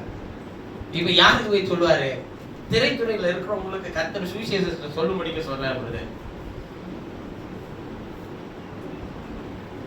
அதான் பிரதர் ஆண்டவர் எனக்கு கொடுத்திருக்கிற ஊழியம். சரி, நான் வேதத்துல இருந்து ஒரு சின்ன கேள்வி கேட்கலாம். இதுல என்ன தவறு இருக்குன்னு நீங்க நினைக்கிறீங்க? இது சரியா தப்பா? சரிதானே? சுவிசேஷம் எல்லாருக்குமே என்ன பண்ணப்பட்டது? சகல சிருஷ்டிக்கும். அங்க அவங்களும் என்னதாங்க மனுஷர்கள் தானே அப்படின்ற மாதிரி நீங்க நினைக்கலாம். நல்லா கவனிச்சுக்கோங்க. கல்தேயர் பட்டணத்திலிருந்து புறப்பட்டு வந்தது யாரும் தெரியுமா? ஆபிரகாம். கல்தேயர்களுடைய பிரதான தொழில் என்ன தெரியுமா? சிலை செய்கிறது, வழிபாடு பண்றது இல்ல. அதுல வந்து சிற்பங்களை செய்கிறதில் வல்லுநர்கள் அவர்கள். நீங்க பைபிள்ல முக்கியமான கல்தேயர்கள் வந்து அறிவு பெற்றவர்களும் பைபிள் எழுதியிருக்கு. எங்கன்னா தானியேலை நீங்க வாசிக்கும் போது, என் சொப்பனத்தை வியாக்கியானம் பண்ண கல்தேயர்களிலும் சிலர் இல்லையான்னு சொல்லி ராஜா கேட்பான், பாபிலோன் ராஜா. புரியுதுங்களா? அந்த அளவுக்கு ஞானம் உள்ளவர்கள். அந்த பட்டணத்துல அந்த அந்த அந்த இடமே அவர்களே யாருன்னு கேட்டீங்கன்னா சேமுடைய வம்சாவளியில வந்தவர்கள் கல்தேயர்கள்லாம். இது எதுக்கு நான் சொல்றேன்னா, புதிய ஏற்பாட்டு காலகட்டத்தில் ஒருவன் சிற்பங்களை செதுக்கிட்டு இருந்தான். அவங்களுடைய வேலையை பிரதானமான வேலையா தான். ஆனா தேவனை தொழுதுக்குள்ள வரும்போது அதை எல்லாவற்றையும் விட்டு எதை செய்ததை விட்டு கர்த்தரை பின்தொடர்ந்து வந்தான். அதை விட்டுட்டு வரவங்களுக்கு சுவிசேஷம் சரி, அதுல இருக்கிறவனுக்கு எப்படி சுவிசேஷம்? சரி, நீ சுவிசேஷம் சொல்லி அதை விட்டு வெளியே வான்னு சொல்லணும். ஆண்டவர் ஊர் என்கிற கல்தேயர் பட்டணத்தை விட்டு ஆபிரகாமை வெளியே அழைத்தார். லோத்தை, சோதோம், கொமோராவின் பட்டணத்தை வாசல்களில் கொண்டு போய் விட்டார். சுவிசேஷம் சொல்லணும்னா என்ன பண்ணணும்? அவங்களை விடுதலையாக்கி கொண்டு நீ செய்யறது தவறு, இந்த திரைத்துறையில இருக்கிறது தவறு, நீ அதுல இருந்து வெளியே வரணும் அப்படின்னு சொல்ல முடியுமா? அது இல்ல பிரதர். அப்ப வழி என்னன்றத சரியா சொல்லணும்யா. இயேசுவை வாழ்க்கையில சொந்த இரட்சகராக ஏற்றுக்கொள்ளுங்கள் என்பது சுவிசேஷம் மாத்திரமல்ல, என்பது மாத்திரம் சுவிசேஷம் அல்ல. அவரை ஏற்றுக்கொண்டால் நீ இருளை விட்டு வெளிச்சத்துக்கு வர வேண்டும் என்பதுதான் சுவிசேஷம். ஒரு வேறு விரித்தல் நடக்க வேண்டும், அதுதான் பரிசுத்தம் உள்ளவர்களாய் இருக்க நாடுங்கள். யாவரோடும் என்னவா இருக்கணுங்க? சமாதானமா இருக்கவும். சமாதானம்னா என்ன? வீட்டுல எல்லாரோடையும் என்னவா இருக்கிறது? சமாதானமா இருக்கிறது. யாவரோடும் பைபிள் சொல்றது கூடுமானால் யாவரோடும் என்னவா இருங்கள். கூடுனா இல்லையா? சிலரோட கூட இல்லையா? நீ உன் வேலையை பாரு, அவன் வேலையை பார்க்கணும். ஆனால் அவன் உன்னிடத்தில் வந்தால் நீ என்ன பண்ணாத? உன் எதிரி உன்னோட வீட்டுக்கு வரான்னு வச்சுக்கோங்க, என்ன பண்ணக்கூடாதுன்றாரு? அவனை வர வேண்டாம்னு சொல்லக்கூடாது. அவனை என்ன பண்ணணுமா? வரவேற்று அவனுக்கு ஒரு கலசம் தண்ணீர் கொடுக்கணுமா? அப்படி கொடுக்கிறது அது அவனுக்கு எப்படி இருக்குமா? எரிகிற தலையில அவன் தலையில குவிக்கிறது போல இருக்கும். உங்களுடைய வளர்ச்சியை பார்த்து எதிரி வருத்தப்படுறான்னு வச்சுக்கோங்க, கவலைப்படுறான்னு வச்சுக்கோங்க, நீங்க என்ன பண்ணுவீங்க? உங்களுடைய வளர்ச்சியை பார்த்து உங்களுடைய நீங்களாம் முன்னேறவே கூடாதுன்னு நினைச்சவன் நல்லா வளர்ந்து வந்துட்டப்பா அப்படின்னு கவலைப்படுறான்னு வச்சுக்கோங்களேன், நீங்க அவனை பார்த்து என்ன பண்ணுவீங்க? இப்படி கேட்கறேன், இதுக்கு பதில் சொல்லிடுங்க பாருங்க டக்கு. இப்போ உங்க எதிரி கீழே விழுந்துட்டான், என்ன பண்ணுவீங்க? உங்களை பார்த்து சிரிச்சவன் நீங்க வந்து நீங்க நல்லாவே இருக்க மாட்டேன்னு சொன்னவன் இப்ப அவன் நல்லா இல்ல, இப்ப அவன் என்ன பண்ணுவீங்க? அந்த மாதிரி சூழ்நிலையில என்ன பண்ணுவீங்க? அவனுக்காக வேண்டுதல் செய்யணும். அந்த நேரத்துல நீ சிரிச்ச காலி ஆயிரும். நம்ம பைபிள் நம்மளுக்கு தான் எதிரா இருக்குது, அவனுக்கு எதிராகவே கிடையாது. அவன் சிரிச்சான சிரிச்சு போறாங்க. நீ தீமையினால் வெல்லப்படாமல் தீமை நன்மையினால் வெல்ல. உன் சத்துரு விழுந்தால் நீ அவனை பார்த்து அதை பார்த்து என்ன பண்ணாத? சந்தோஷப்படாத. உங்கள் நேசிக்கிறவர்களை நீங்கள் நேசித்தால் என்ன லாபம்? உங்கள் சத்துருக்களை நேசிங்க. அவர்களுக்காக என்ன பண்ணுங்கள்? ஜெபம் பண்ணுங்க. ஜெபம் பண்ணு. கர்த்தாவே அவனை அதிலிருந்து மீட்டு கொண்டு வா, நன்மை காண்பி. அதே நேரம் அவனை பத்தி சிரிச்சான்னு வச்சுக்கோங்களேன், நீங்கள் அமைதியாய் சந்தோஷமாய் திரும்பி வாருங்கள், கர்த்தர் உங்கள் அருகாமையில் இருக்கிறார். இதெல்லாம் நடக்கலன்னா தாங்க ரொம்ப கவலைப்படணும். அவன் சிரிக்கல, அவன் உங்களை ஏளனமா பேசல, அவன் உங்களை வருத்தப்படுத்தல, அப்பதான் நீங்க கவலைப்பட வேண்டிய கட்டாயத்தில் இருக்கிறீங்க. இருக்கிறாரா இல்லையான்றத பார்க்க முடியாது. ஆனா அவன் இதெல்லாம் செய்யறான்னா அவர் இருக்கிறான்றத சீக்கிரமா காட்ட போறாருன்னு அர்த்தம். அந்த விசுவாசத்தோடு நடந்து வந்துடணும். சீமையை தூசிக்கிறாங்க ராஜாவை, தெரியுங்களா உங்களுக்கு? ராஜாவை இங்க நீங்க இங்க உட்கார்ந்துக்கிட்டு என்னன்னாலும் மோடியை பேசலாம். இந்த தெருவுக்குள்ள மோடி வரும்போது ஒளிதான் நீங்க சொல்லி பாருங்க, சொல்லுவோம். அப்ப திட்டுற நம்மளும் மோடி வந்திருக்கிறாரு, நம்ம என்ன பண்ணுவோம்? போய் நம்மளும் நிற்போம், பார்த்துக்கிட்டு இருப்போம், செஞ்சாங்க. ஆனா இல்லாத டைம்ல எதுக்கு வந்து உட்கார்ந்து தலைவலியா இருக்கிற அப்படி நம்ம சொல்லுவோம் இல்லையா? ரிசர்வர்கள் பிடிக்காத ஒரு தலைவரா இல்ல. ஆனா எனக்கு ரொம்ப பிடிச்சிருக்கு அவர் இருக்கிறது. நம்மளை வளர விட மாட்டேங்கிறாங்க. நம்ம வளர்ச்சியை தடுத்து நிறுத்துறதுல இந்த உலகத்தில் எந்த மனுஷனுக்குமே என்ன இல்ல, அதிகாரமே கிடையாது. எனக்கு என்ன விசுவாசம் கேட்டீங்கன்னா, தவறான புரிதல் வச்சிருக்கிறான்ல, அதாவது வருஷத்துக்கு லட்சம் பேரு, அதாவது எழுப்புதல்ன்ற விஷயத்துல லட்சம் பேர் கொண்டு வந்துட்டோம்னா என்ன அடைஞ்சாச்சு? எழுப்புதல். வருஷத்துக்கு 1 கோடி பேர் ஆண்டவரை ஏத்துக்கிட்டாங்கன்னா அது எழுப்புதல். என்னையா நம்ம கட்சியில ஆள் சேர்க்கிறோம், இவன் கட்சியில 1.5 கோடி, அவன் கட்சியில 1.5 கோடி இருக்கிற மாதிரி ஏசு கட்சியில என்ன எத்தனை பேரு? வருஷத்துக்கு 1 லட்சம் பேர். இப்ப ஆண்டவர் வந்து கூட்டிட்டு போகும்போது நடக்கிற அற்புதமான ஒரு விஷயம் எப்படி இருக்கும்னு கேட்டீங்கன்னா,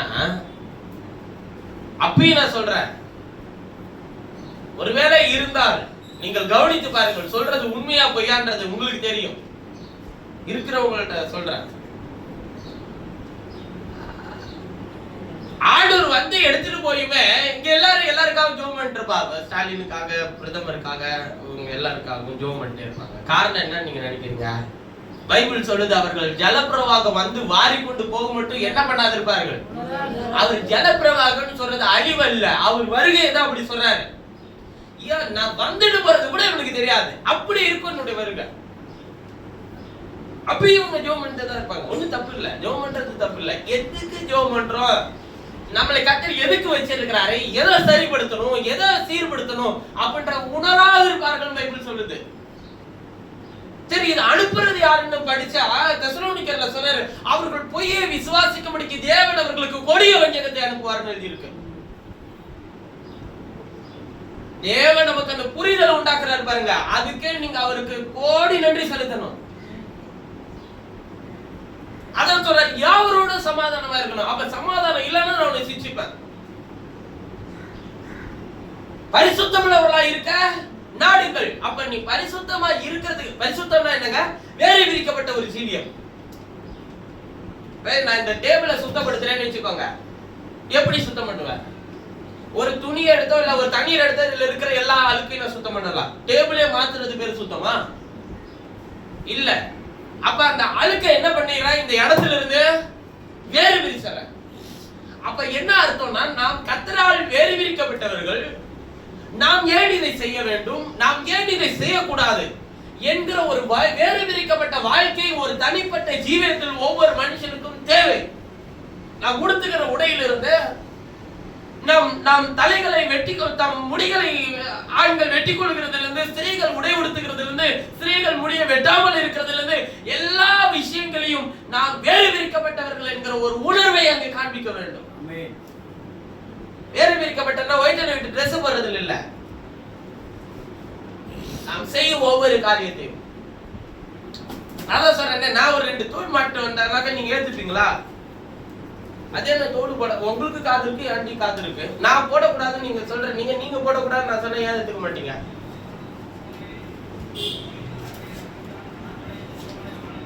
நான் உடுத்துக்கிற உடை கர்த்தருடைய பார்வையில கனமுள்ளதா இருக்கணும்.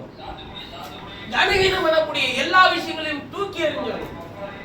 நிறைய பேருக்கு உடவை கட்டுறதுதான் பரிசுத்தமான உடை அப்படின்னு நினைச்சிட்டு இருந்தாங்க. தகுதியான வஸ்திரம், பரிசுத்தமான உடை அதுதான் என்னது? பெண்களுக்கு தகுதியான வஸ்திரம். மேலை நாடுகள் எல்லாம் யார் புடவை கட்டுறது? சரி, நான் தான் சொல்றேன், உங்க வீட்டுக்கு குப்பை எடுக்க வர்றாங்களா காலையில, அவங்க எல்லாரும் புடவை கட்டிருக்காங்களா? அதுக்கு மேல என்ன போட்டிருக்காங்க? எதுக்கு அதை போட்டிருக்காங்க? புடவை தகுதி உள்ள ஒரு வஸ்திரம்னா எதுக்கு அந்த ஓவர் கோட் தேவை? சரி, நம்ம இதை விடும், குப்பை எடுக்க வர்றவங்க, சித்தால் வேலைக்கு ஒருத்தவங்களை நீங்க கூப்பிடுங்க, ஒரு பெண்களை கூப்பிடுங்க, எதுக்கு போட்டுக்கிறாங்க? போடக்கூடாது இல்ல, பைபிள் சொல்லுது இல்ல. ஆண்களுடைய பெண்களுடைய ஆண்கள் உடுத்துக்கிறது அவலட்சணமா இருக்கும் பைபிள் சொல்லுது. எதுக்கு போட்டுக்கிறாங்க? தகுதி உள்ள வஸ்திரம் வந்து புடவைன்னா எதுக்கு அது எக்ஸ்ட்ரா ஒரு போட்டு? நீங்க எந்த நிறுவனத்துக்குனாலும் போங்க, நீங்க இங்க ஒண்ணும் தெரிய மாட்டேங்குது கண்ணுக்கு. நீங்கள் சென்னையில வாங்க, எல்லா பேருமே யாராச்சும் ஒருத்தவங்க புடவை கட்டிட்டு மேல போட்டு போடாம போவாங்களா? நீங்க வேணா வந்து பாருங்க. ஹாஸ்பிட்டல் எல்லாம் புடவை கட்டி மேல ஒரு கோட்டு, அது தெரியும். ஆனா சென்னைக்கு வந்தீங்கன்னா எல்லா நிறுவனத்திலுமே யாருக்குமே புடவை எல்லாம் கிடையாது, எல்லாரும் சட்டை பண்ணிட்டு தான் போட்டு வரணும் பெண்கள் எல்லாம். இப்ப எது தகுதியான வச்சிரும்? இப்ப விமான பனி பெண்கள் புடவை கட்டிருக்கலாம், விமானி புடவை கட்டிட்டு எல்லாம் உட்காந்து ஏரோப்ளேன்லாம் ஓட்ட முடியாது. இப்ப எது தகுதியான வஸ்திரம்? பரிசுத்தமுள்ளவர்களாய் நாடுங்கன்றதுக்கு சொல்ற. தகுதியானதுன்னா எது? நீங்களா வச்சுக்கிட்டது எதுவும் தகுதியானது இல்ல. உன் நிர்வாணமாகி அவலட்சணம் தோன்றாதபடிக்கு நீ கொடுத்துக்கிற உடை கனமுள்ளதா இருக்கணும்.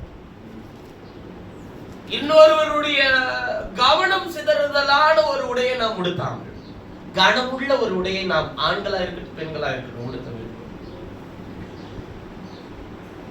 நான் ஒரு 10 விரல்ல 10 கலர் நான் போட்டு வரேன்னு வச்சுக்கோங்க, 10 விரல்ல 10 கலர் அடிச்சுட்டு வரேன்னா நீங்க ஏத்துப்பீங்களா?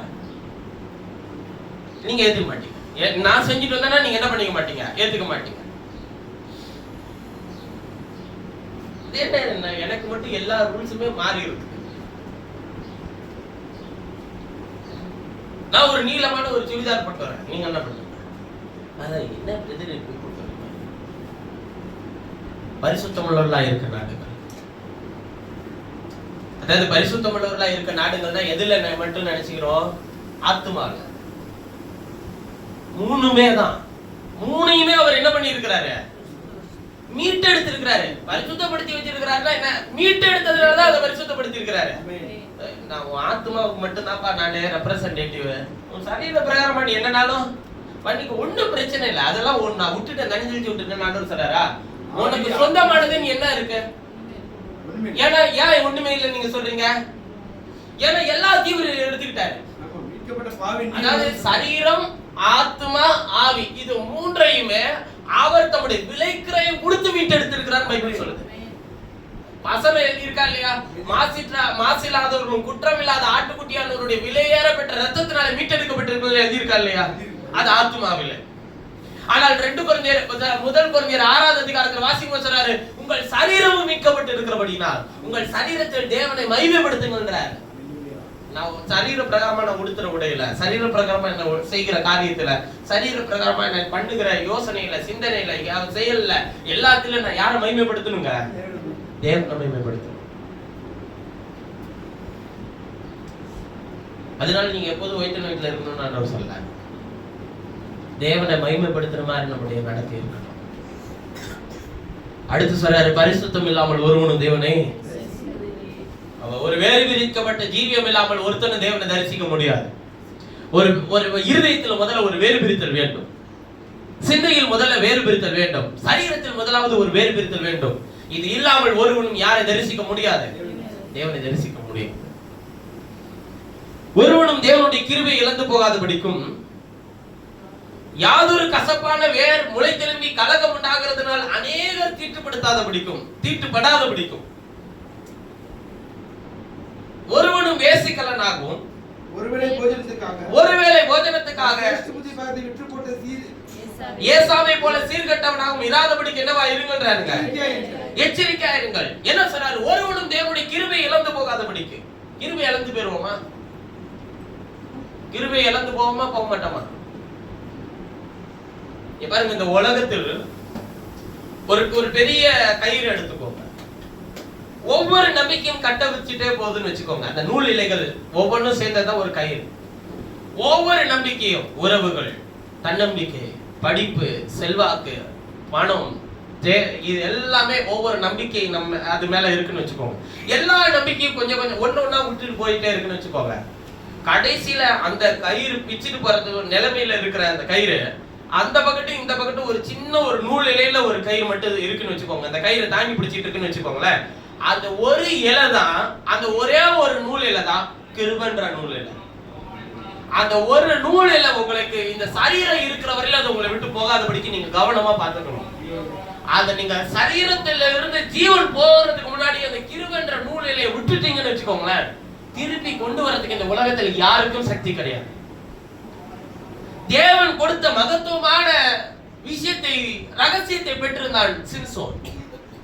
பலத்தின் ரகசியத்தை அவன் அடைந்திருந்தான், அவன் வைத்திருந்தான். ரகசியம் இருக்கிறதுனால பலன் இருந்துச்சுன்னா, பலன் இருக்கிறதுனால ரகசியம் இருந்துச்சா? சரீரத்தில் சிம்சோனுக்கு ரகசியம் பலத்தில் இருந்துச்சா, அல்லது ரகசியம் இருக்கிறதுனால அவனுக்கு பலன் இருந்துச்சா? ரகசியம் இருந்ததுனால தான் அவனுக்கு பலன் இருந்துச்சு. ரகசியம் போச்சு, பலன் போச்சு. பலத்திலே ரகசியம் அல்ல, ரகசியத்துல தான் அவனுக்கு பலன். தேவன் தம்முடைய விலையேறப்பட்ட வசனத்தின் வெளிச்சத்தை உங்களுக்கு தருகிறதான் பலன். அந்த வசனத்தின் பலன் உங்களுக்கு குறைஞ்சு போச்சுன்னு வச்சுக்கோங்க, ரகசியம் குறைஞ்சிருச்சுன்னு வச்சுக்கோங்க, பலன் குறைஞ்சு போயிட்டே வரும். அப்ப வெளிச்சம் கிடைக்கல அப்படின்னா பலன் குறைஞ்சிடும். வார்த்தையை கொடுத்ததான சரியான புரிதல் இல்லை அப்படின்னா பலன் குறைஞ்சிடும். நீ எவ்வளவு மணி நேரம் ஆராதனை பண்ணி, எவ்வளவு மணி நேரம் கர்த்தரை தொழுது போல், எவ்வளவு மணி நேரம் உபவாசம் பண்ணி, எல்லாம் செய், வார்த்தையை கர்த்தர் உனக்கு வெளிப்படுத்தி தரனா உன் பலன் ஓட்டை போல காஞ்சி போயிடும். அடுத்த நிமிஷம் காஞ்சி போற அளவுக்கு உங்களுக்கு பலவீனத்தை உண்டு பண்ண உலகத்தின் அதிபதிக்கு வல்லமை உண்டு. ஆனா இயேசுவை சோதிக்க பிசாசு எப்போ வந்தான்? உபவாசம் முடிச்ச பிறகு, உபவாசத்துல இருக்கும்போது. உபவாசம் முடிச்ச பிறகுதானே, உபவாசத்தில் இருக்கும்போது வரல பிசாசு. உபவாசம் முடிஞ்ச பிறகு யார் வரா? சோதனைக்காரன் வரா. அப்ப கல்லுகளை அப்பங்களாகும்படி சாப்பிடுன்னு பிசாசு சொல்றானே. சாப்பிடுற டைம் தானே, உபவாசம் முடிஞ்சிருச்சுனால என்ன பண்ணலாம்? சாப்பிடலாம். ஏன் சாப்பிடல இயேசு? அதாவது உபவாசத்துல இருக்கும்போது சோதிச்சா சாப்பிடாம பிசாசு வந்துட்டான் அப்படின்னு சொல்லலாம். பிசாசு எப்ப வருவான்னு கேட்டா ஆராதனை அப்ப வர மாட்டான். ஆராதனை முடிச்சதுக்கு அப்புறம் வருவான். உபவாசத்தின் போது வர மாட்டான். உபவாசம் முடிஞ்சதுக்கு அப்புறம் வருவான். ஜெபம் பண்ணும்போது இல்ல, ஜெபத்தெல்லாம் முடிச்சதுக்கு அப்புறம் வருவான். தொழுது கொள்ளும் போது அல்ல, தொழுகையை முடிக்கும் போது வருவான். அவர் உபவாசத்தை முடித்திருந்த போதுன்னு எழுதியிருக்கு பைபிள்ல. கல்லுகளை அப்பங்களாகும்படி செய்யும். இயேசு செய்திருக்கலாமா இல்லையா? அவர் சொன்னார், மனுஷன் அப்பத்தினாலே மாத்திரமல்ல அவருடைய வாயிலிருந்து புறப்படுகிற ஒவ்வொரு வார்த்தையினாலே பிழைப்பான் என்பதாக எழுதி இருக்கிறதே. அவர் பிழைத்தார் வார்த்தையினால். அப்படின்னா என்ன அர்த்தம்? நம்முடைய வாழ்க்கையில் எது தேவை என்பதை இந்த உலகமும் உலகத்தினுடைய மாம்சீக சிந்தனையும் தீர்மானம் கொடுக்கிறதல்ல. தேவன் எதை தருகிறாரோ அதை பெற்றுக் கொள்கிறேன் என்கிற நம்பிக்கையோடு பயணம் செய்ய வேண்டும். அதுதான் சொல்றாரு, ஒருவனும் கிருபையை இழந்து போகாதபடிக்கு யாதொரு கசப்பான வேர் முளை திரும்பி கலகம் உண்டாகுகிறதுனால் அநேகர் தீட்டுப்படாதபடிக்குன்ற. கசப்பான வேர் எப்படி வரும்? கலகம் எப்படி வரும்? தேவன் கலகத்திற்கு தேவன் அல்ல, சமாதானத்துக்கு தேவன். கலகம் எப்படி வரும்? கசப்பான வேர் எப்படி வரும்? எங்கெல்லாம் தேவனுடைய ஞானம் இல்லையோ, எங்கெல்லாம் பரத்திலிருந்து வரக்கூடிய விசேஷமான அந்த தேவ ஞானம் இல்லையோ, லௌகிக ஞானம் உள்ளே இருக்கிறதோ, அங்கே கலகங்களும் சகல துர்ச்செய்களும் இருக்கும். அதான் சொல்றார், ஒருவனும் கிருபை இழந்து போகாதபடிக்கு. எலிலால் மடியில போய் படுத்துதானே இருந்தா சிம்சோன். கிருபை போயிருச்சு அவனுக்கு? போலைய. எப்பதான் போச்சு அவனுக்கு? ரகசியத்தை சொன்ன பிறகுதான் போச்சு. அப்ப தெல்லால் மடியில படுத்திருக்கிறது தப்பு இல்லையா? அப்படி நல்லா கவனிச்சுக்கோங்க.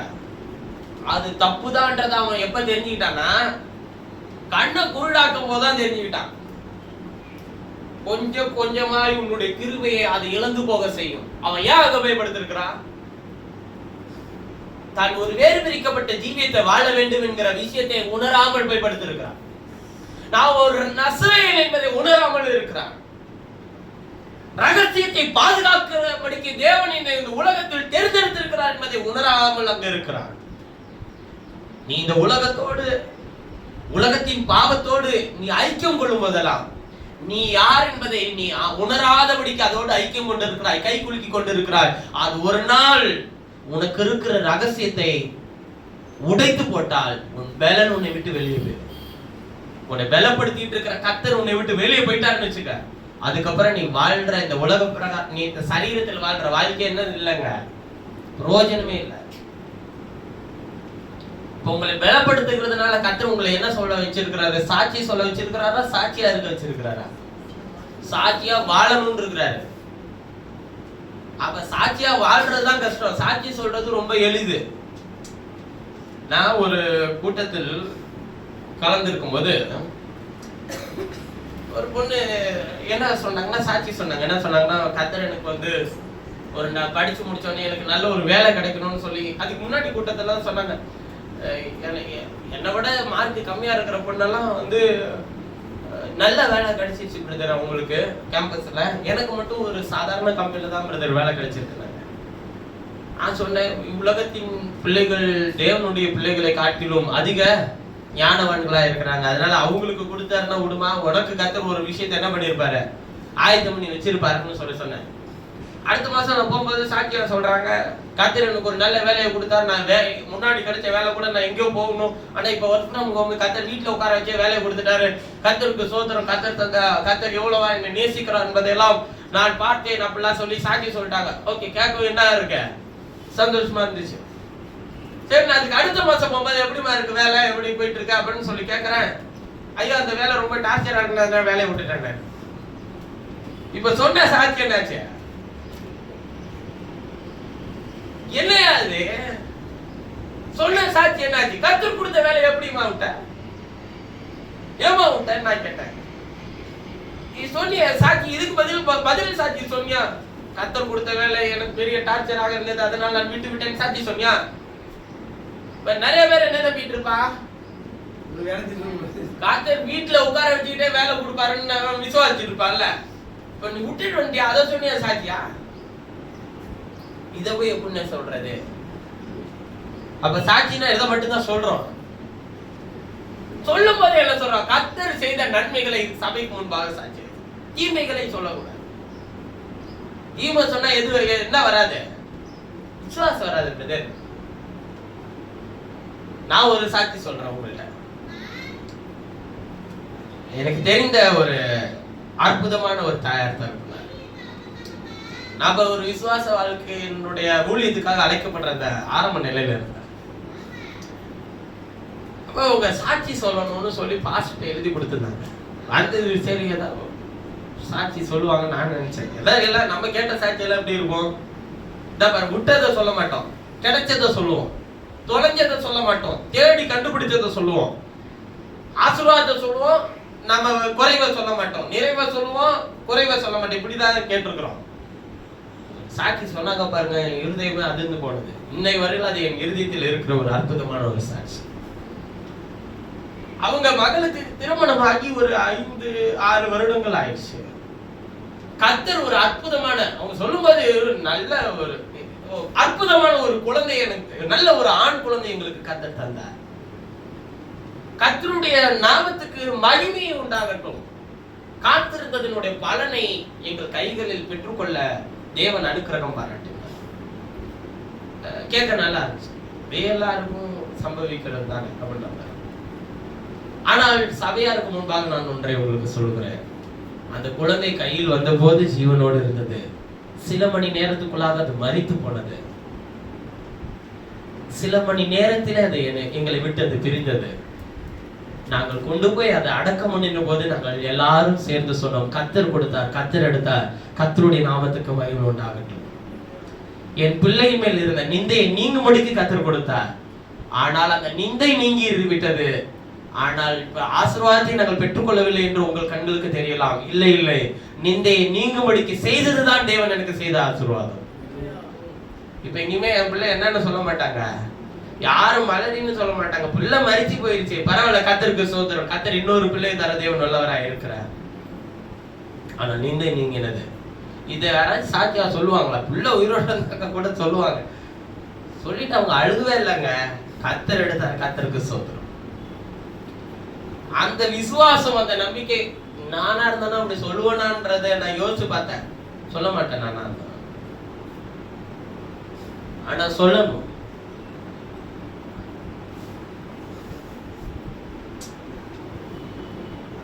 இருதயம் பக்குவப்படணுங்க, அந்த சிச்சையில பழகணும். தேவன் தம்முடைய வார்த்தையில் வைத்திருக்கிற அற்புதமான மகத்துவங்களுக்கு பழக்கப்படணும் இருதயம். சிச்சை நமக்கு புரிஞ்சது பூரா தண்டனை தான்.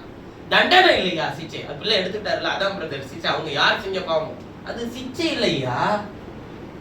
பழகுதல்னா என்ன? வசனத்தில் பழக்கம் அடைதல், நீதியான பலனை அவர்களுக்கு கொண்டு வந்து தரும்.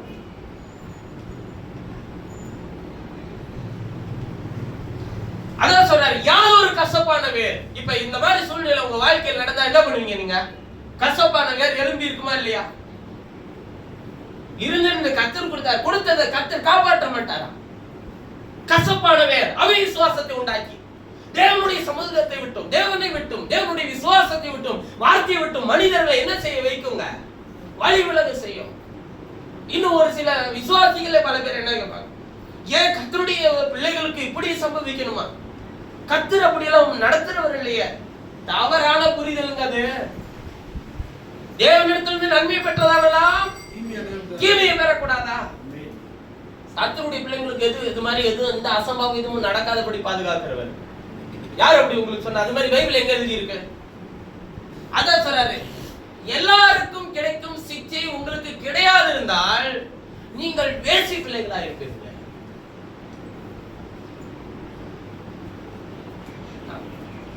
சிலருக்கு பிள்ளைய பாக்குறது ஒரு பெரிய கிஃப்ட். சிலருக்கு அந்த பிள்ளையிலேயே இந்த பிள்ளை இருந்தா நல்லா இருக்கும், அந்த பிள்ளை இருந்தா நல்லா இருக்கும்னு சொல்றது ஒரு அவலட்சணமான ஒரு நம்பிக்கை. தேவன் நமக்கு கொடுத்திருக்கிற யாவும் கர்த்தருடையது. உன்னுடையதுன்னு ஒன்னாச்சும் இருக்குதா? எதுவுமே கிடையாது. அதாவது நான் என்ன சொல்ல வரேன்னா, சிச்சையில நீங்க முதல்ல பழகணும்னா உங்கள் சிந்தை, உங்கள் சரீரம், உங்கள் ஆத்துமா எல்லாவற்றையும் கர்த்தருடைய சமூகத்துல முற்றிலுமா விட்டுருங்க. எதையும் உங்களுக்குன்னு எடுத்துக்காதீங்க. அப்பதான் உங்களுக்கு கர்த்தருடைய சிச்சை நடத்துறது. சும்மா அவனை சொல்லிட்டே இருக்காதீங்க அப்படின்னு சொல்லி வீட்டுல யாராச்சும் இருந்தாங்கன்னா சொல்லுவோம்ல, அந்த மாதிரி இவர் சொல்லிக்கிட்டே இருப்பாரு.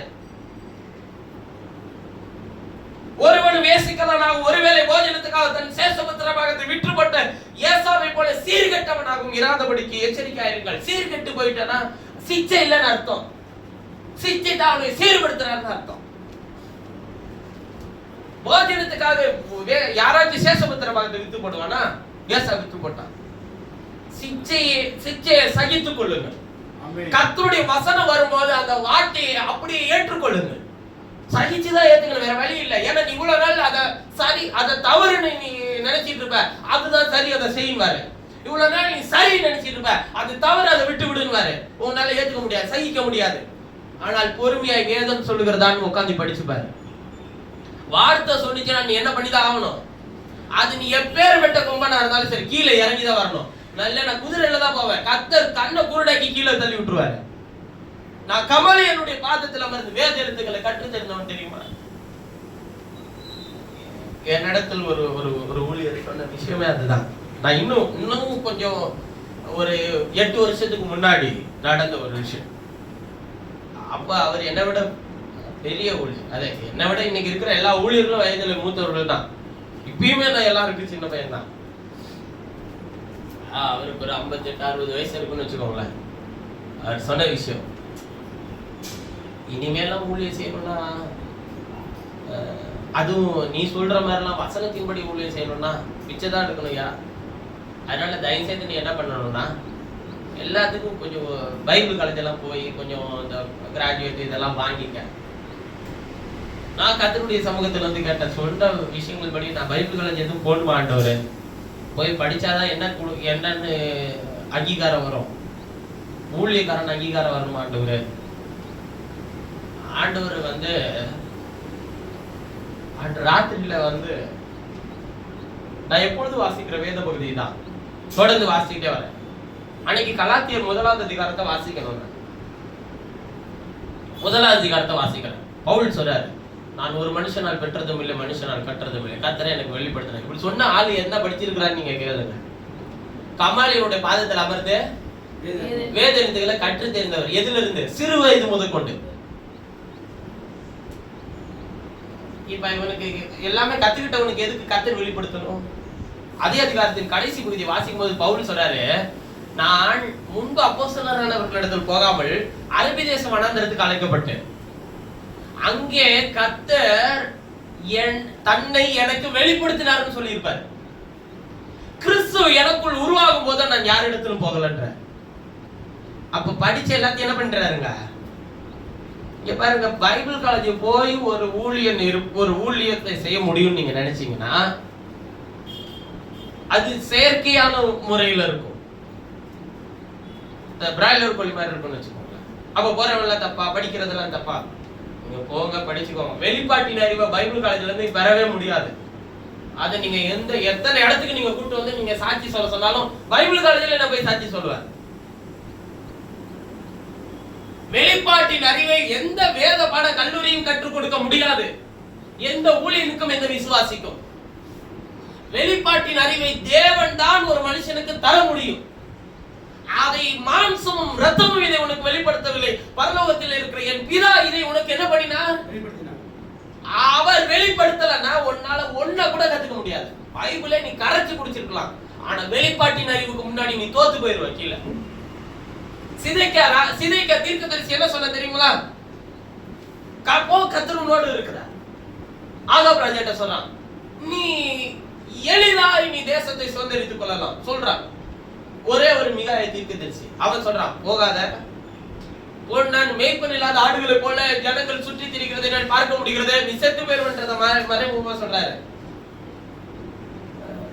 நேரா சிதேக்கியா தீர்க்கதரிசி வந்து மிகாயா தீர்க்கதரிசியினுடைய கன்னத்துல ஓங்கி அடிச்சு கர்த்தருடைய ஆவி எந்த வழியா என்னை விட்டு ஓட்ட வந்துச்சுன்றான். அவன் பிஷப், 400 பேர் இருக்கிறான் அவன்கிட்ட. கீழே 399 பேருக்கு அவன் தான் ஹெட். அதான் ஒரு பிஷப்னு வச்சுக்கோங்க. இப்ப திருச்சியில இருக்கிற ஒரு 400 சபைக்கு ஒரு ஹெட்டா நான் இருக்கிறேன்னு வச்சுக்கோங்களேன். ஒருத்தவன் அவன் ஒருத்தால தனித்து இருக்கிறான். அவனுக்கு கீழே ஒருத்தவனும் கிடையாது. அவன் சின்னதா ஒரு இண்டிபெண்டா ஒரு சர்ச்சை வச்சு நடத்திட்டு இருக்கான். மிகாயா அப்படின்னு வச்சுப்போம். ஹெட் சொல்றதை கேட்பீங்களா, நான் சொல்றதை கேட்பீங்க? அவரு எவ்வளவு பெரிய ஊழியத்தை செய்யறாரு தெரியுமா? அவருக்கு கீழே 399 சபை இருக்கு. அந்த சபைக்கு ஒரு பாஸ்டர் இருக்கிறாங்க. அவ்வளவு பேரை வச்சு நடத்துற ஒரு ஊழியர் தெரியுமா? அவரு சொல்றது நடக்குமா, நீ சொல்றது நடக்குமா? ஆகாபு யோசபாத்துக்கு இவன் சொன்னது மேல பயம் வேற.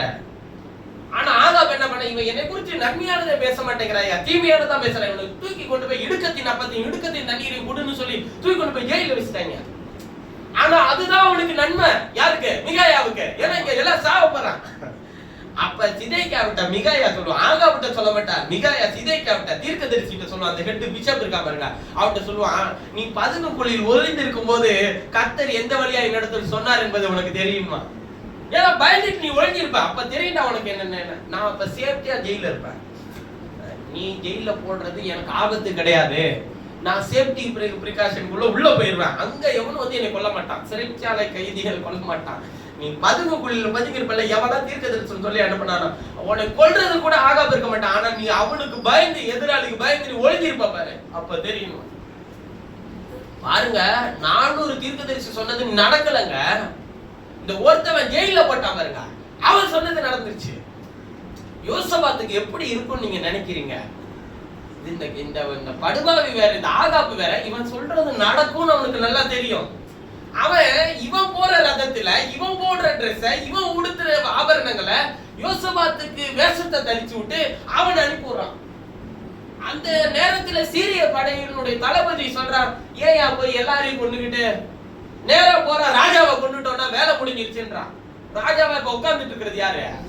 யோசபாத்து. பக்கத்துல போனதுக்கு அப்புறம் தான் தெரியுது இது ஆகாப் இல்லையா.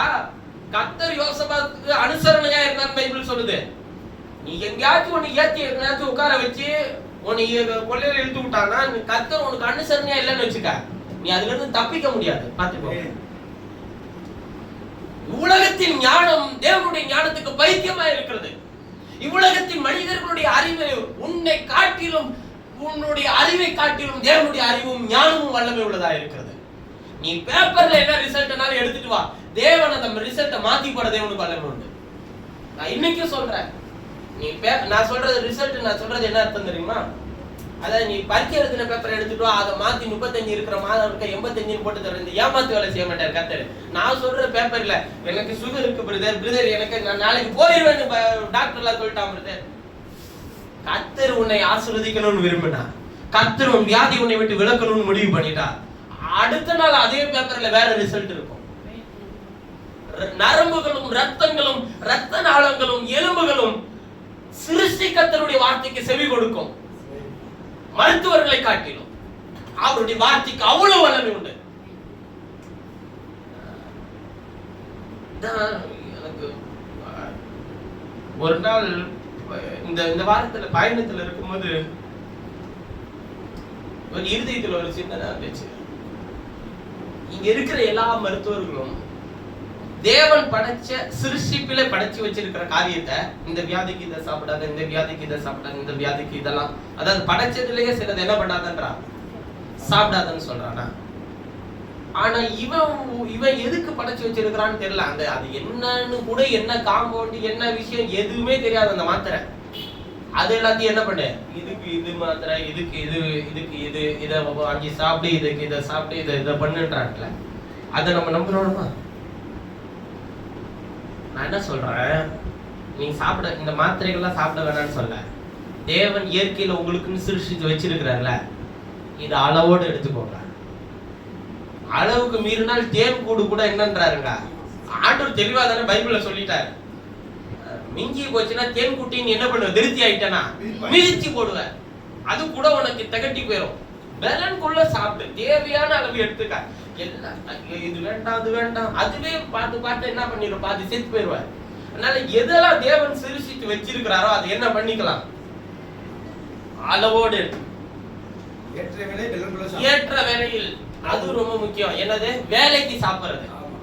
ஏற்ற வேலைக்கு மதியான சாப்பாடு சாயங்காலம் தின்றத ராத்திரி திங்க வேண்டியது, நடுராத்திரி இப்படி இல்ல. உன் சரீரம் தேவனுக்குரியது. நீ உனக்காக சாப்பிடுறியோ இல்லையோ, யாருக்காக சாப்பிடு? உன் சரீரத்தை மீட்டெடுத்த தேவனுக்காக சாப்பிடு. எந்த வேலையில சாப்பிடு? ஏற்ற வேலையில ஏற்றத்தை சாப்பிடு.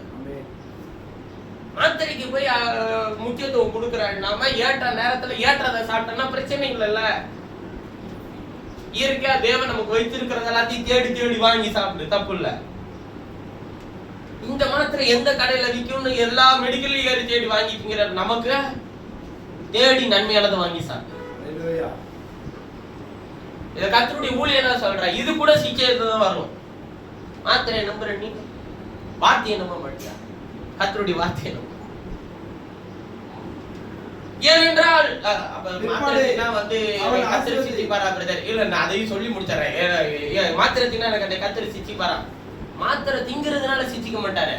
மாத்திரை திங்கிறதுக்கு ஒரு காரணம் சொல்லிட்டு நீங்க தேவன் சிருஷ்டித்ததை அவமாக்கி போறீங்கல்ல. சிருஷ்டித்த யாவும் கர்த்தருடையதுங்க. அது எனக்கு பிடிக்காதுன்னு சொல்லி எதையும் ஒதுக்காதீங்க. உங்களுக்கு பிடிக்கலனாலும் எடுத்துக்கோங்க, அதை நீங்க சேர்த்துக்கோங்க உங்களுடைய உணவுல. என்ன உங்க நாக்குக்கு இன்னொரு அடிமைத்தனத்தை உண்டாக்குறீங்க. சிலருடைய சரீரம் நாக்குக்கு அடிமையா இருக்கும். அப்படிலாம் இல்ல, உங்கள் சரீரம் தேவனுக்குரியது. சிலர் நாக்குக்கு மட்டும் அடிமையா இருக்க கூடாது. எல்லாத்தையும் எடுத்துக்க, எல்லாத்தையும் சாப்பிடு. அப்பதான் மாம்சீகமாய் வரக்கூடிய உங்கள் வாழ்க்கையில வரக்கூடிய பிரச்சனையில நீ விருப்பப்படுறது மட்டும் உனக்கு வராதுன்னு அர்த்தம் கிடையாது. எல்லாமே எல்லாத்தையும் ஏத்துக்கணும். சொன்னாரு பாருங்க, இவனுக்கு பிரச்சனை என்ன? ஏசா எதனால சேஷபுத்திர பார்த்து விட்டு போட்டா? போஜனத்துக்கு நல்லா செஞ்சு கொண்டு வந்து சிலது உங்களுக்கு பிடிச்சதை கொண்டு வந்து வச்சானா நீ கர்த்தருடைய கிருபையை கூட சிலர் இழந்து போயிருவீங்க. சோறு அவர்கள் தேவன், அவர்கள் வயிறு. சரி சாப்பிட்டாச்சு தெம்பா இருப்பான்னு பார்த்தா அப்படி இருக்க மாட்டான். நான் பிடிச்சதா எதையாவது கண்டது இருக்கு.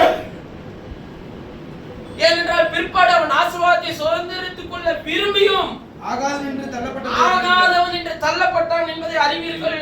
அவன் கண்ணீர் விட்டு கவலையோடு தேடியும் மனமரலை காணாமல் போனான். பாருங்க, சிச்சனை என்னன்னா அவர் கொடுத்த எல்லாத்தையும் பாதுகாப்போடு வச்சு அதுக்கேற்றபடி கிரியை நடப்பிக்கிறதாங்க சிச்சை.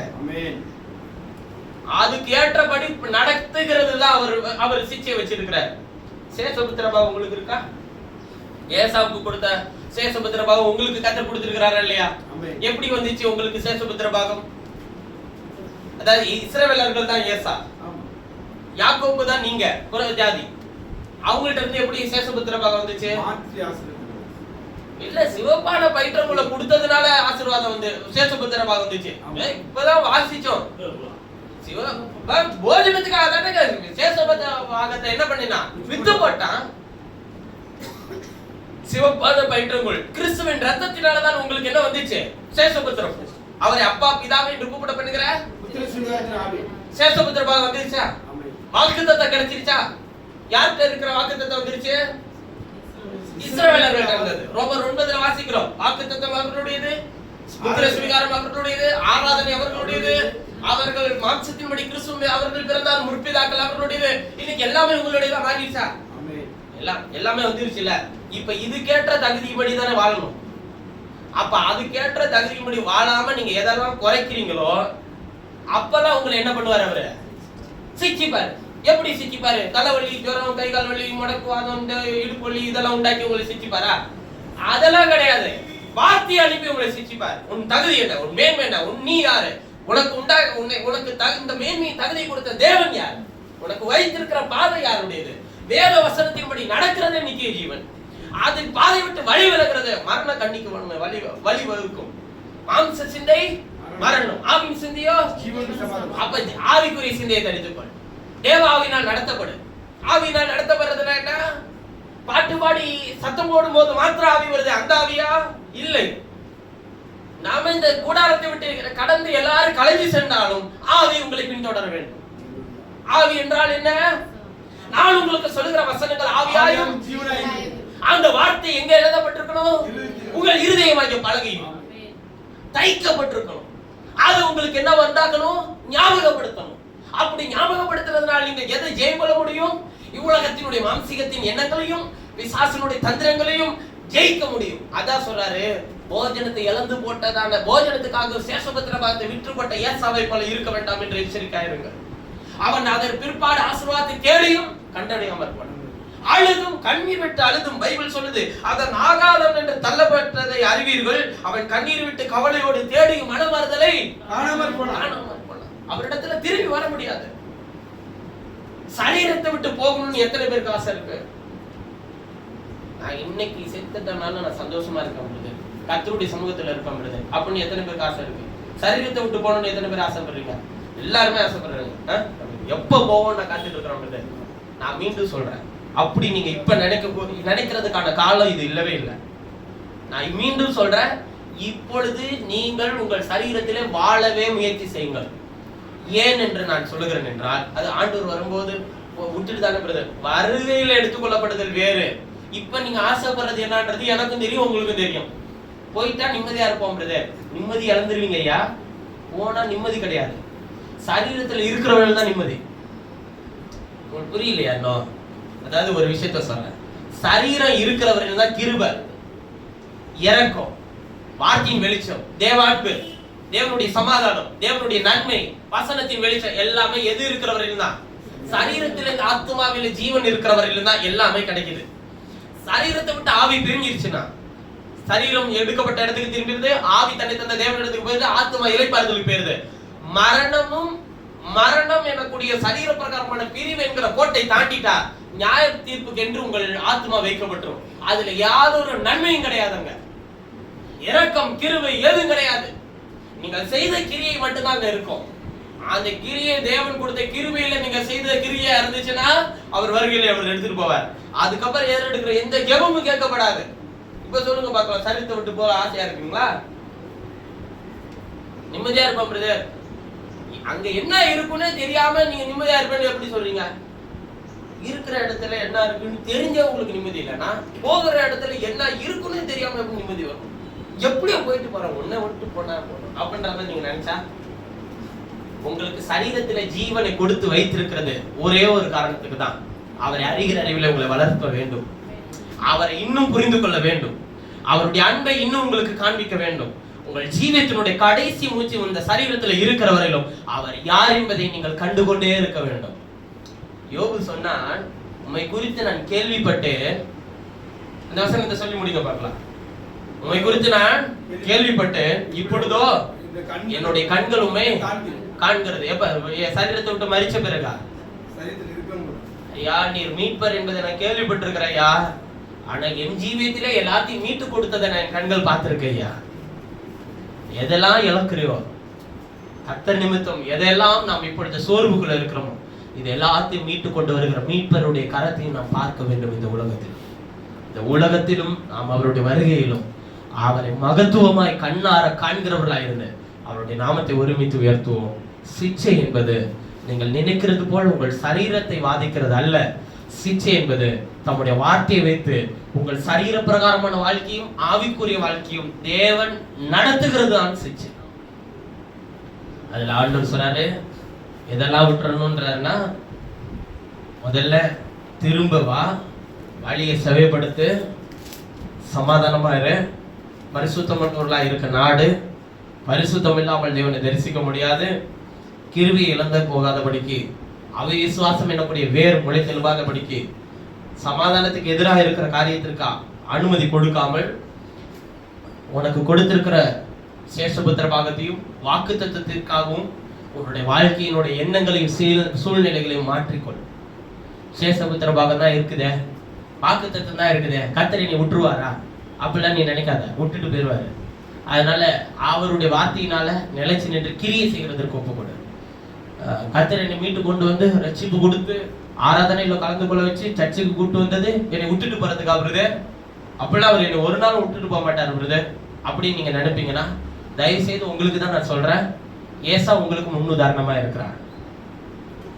அது ஏசா பிரதர், அவன் வித்து போட்டமா நான் வித்து போட்டேனா? நீங்க வித்து போறீங்களா இல்லையான்றது உங்க மனசாட்சிட்ட கேட்டு பாருங்க, நிச்சயமா உங்களுக்கு தெரியும். கிருபை இழந்து போகாதபடிக்கு எச்சரிக்கையாயிருங்கள். கர்த்தர் உங்களை ஆசீர்வதித்து பலப்படுத்துவார். நாம் யாரும் ஜெபம் செய்கிறோம். எங்களை நேசிக்கிற எங்கள் பரலோக பிதாவே, நீர் கொடுத்த வேதத்தின் சத்தியங்களுக்காக நன்றி. நீர் நேற்றும் இன்றும் என்று மாறாதவர் என்றும், நீர் உடைய வார்த்தையில ஜீவிக்கிறீர் என்றும், உடைய வார்த்தையினால் உண்டாகிற நன்மை நாங்கள் பெற்றுக்கொள்ள எங்களுக்கு உதவி செய்யும். எல்லா சுத்தங்களையும் பாவங்களையும் எங்களை விட்டு அகற்றிக் கொள்ளும். கிருபை ருசி பார்க்க எங்களுக்கு உதவி செய்யும். நாங்கள் கிரியை செய்ய எங்களை ஒப்புக் கொடுக்கிறோம். சரீரத்திலும் ஆத்துமாவிலும் ஆவியிலும் நீர் கொடுக்கிற வார்த்தையின்படி நடக்கக்கூடிய இருதயத்தை எங்களுக்கு தாரும். பரிசுத்தத்தை பெற்றுக்கொள்ள உதவி செய்யும். கர்த்தராகிய இயேசு கிறிஸ்துவின் நினைநேற்ற நாமத்தில் வேண்டுதல் செய்கிறேன். ஜீவனுள்ள நல்ல பிதாவே, ஆமென். நாம் யாவரும் கர்த்தருடைய பந்திக்கென்று நாம் கூடி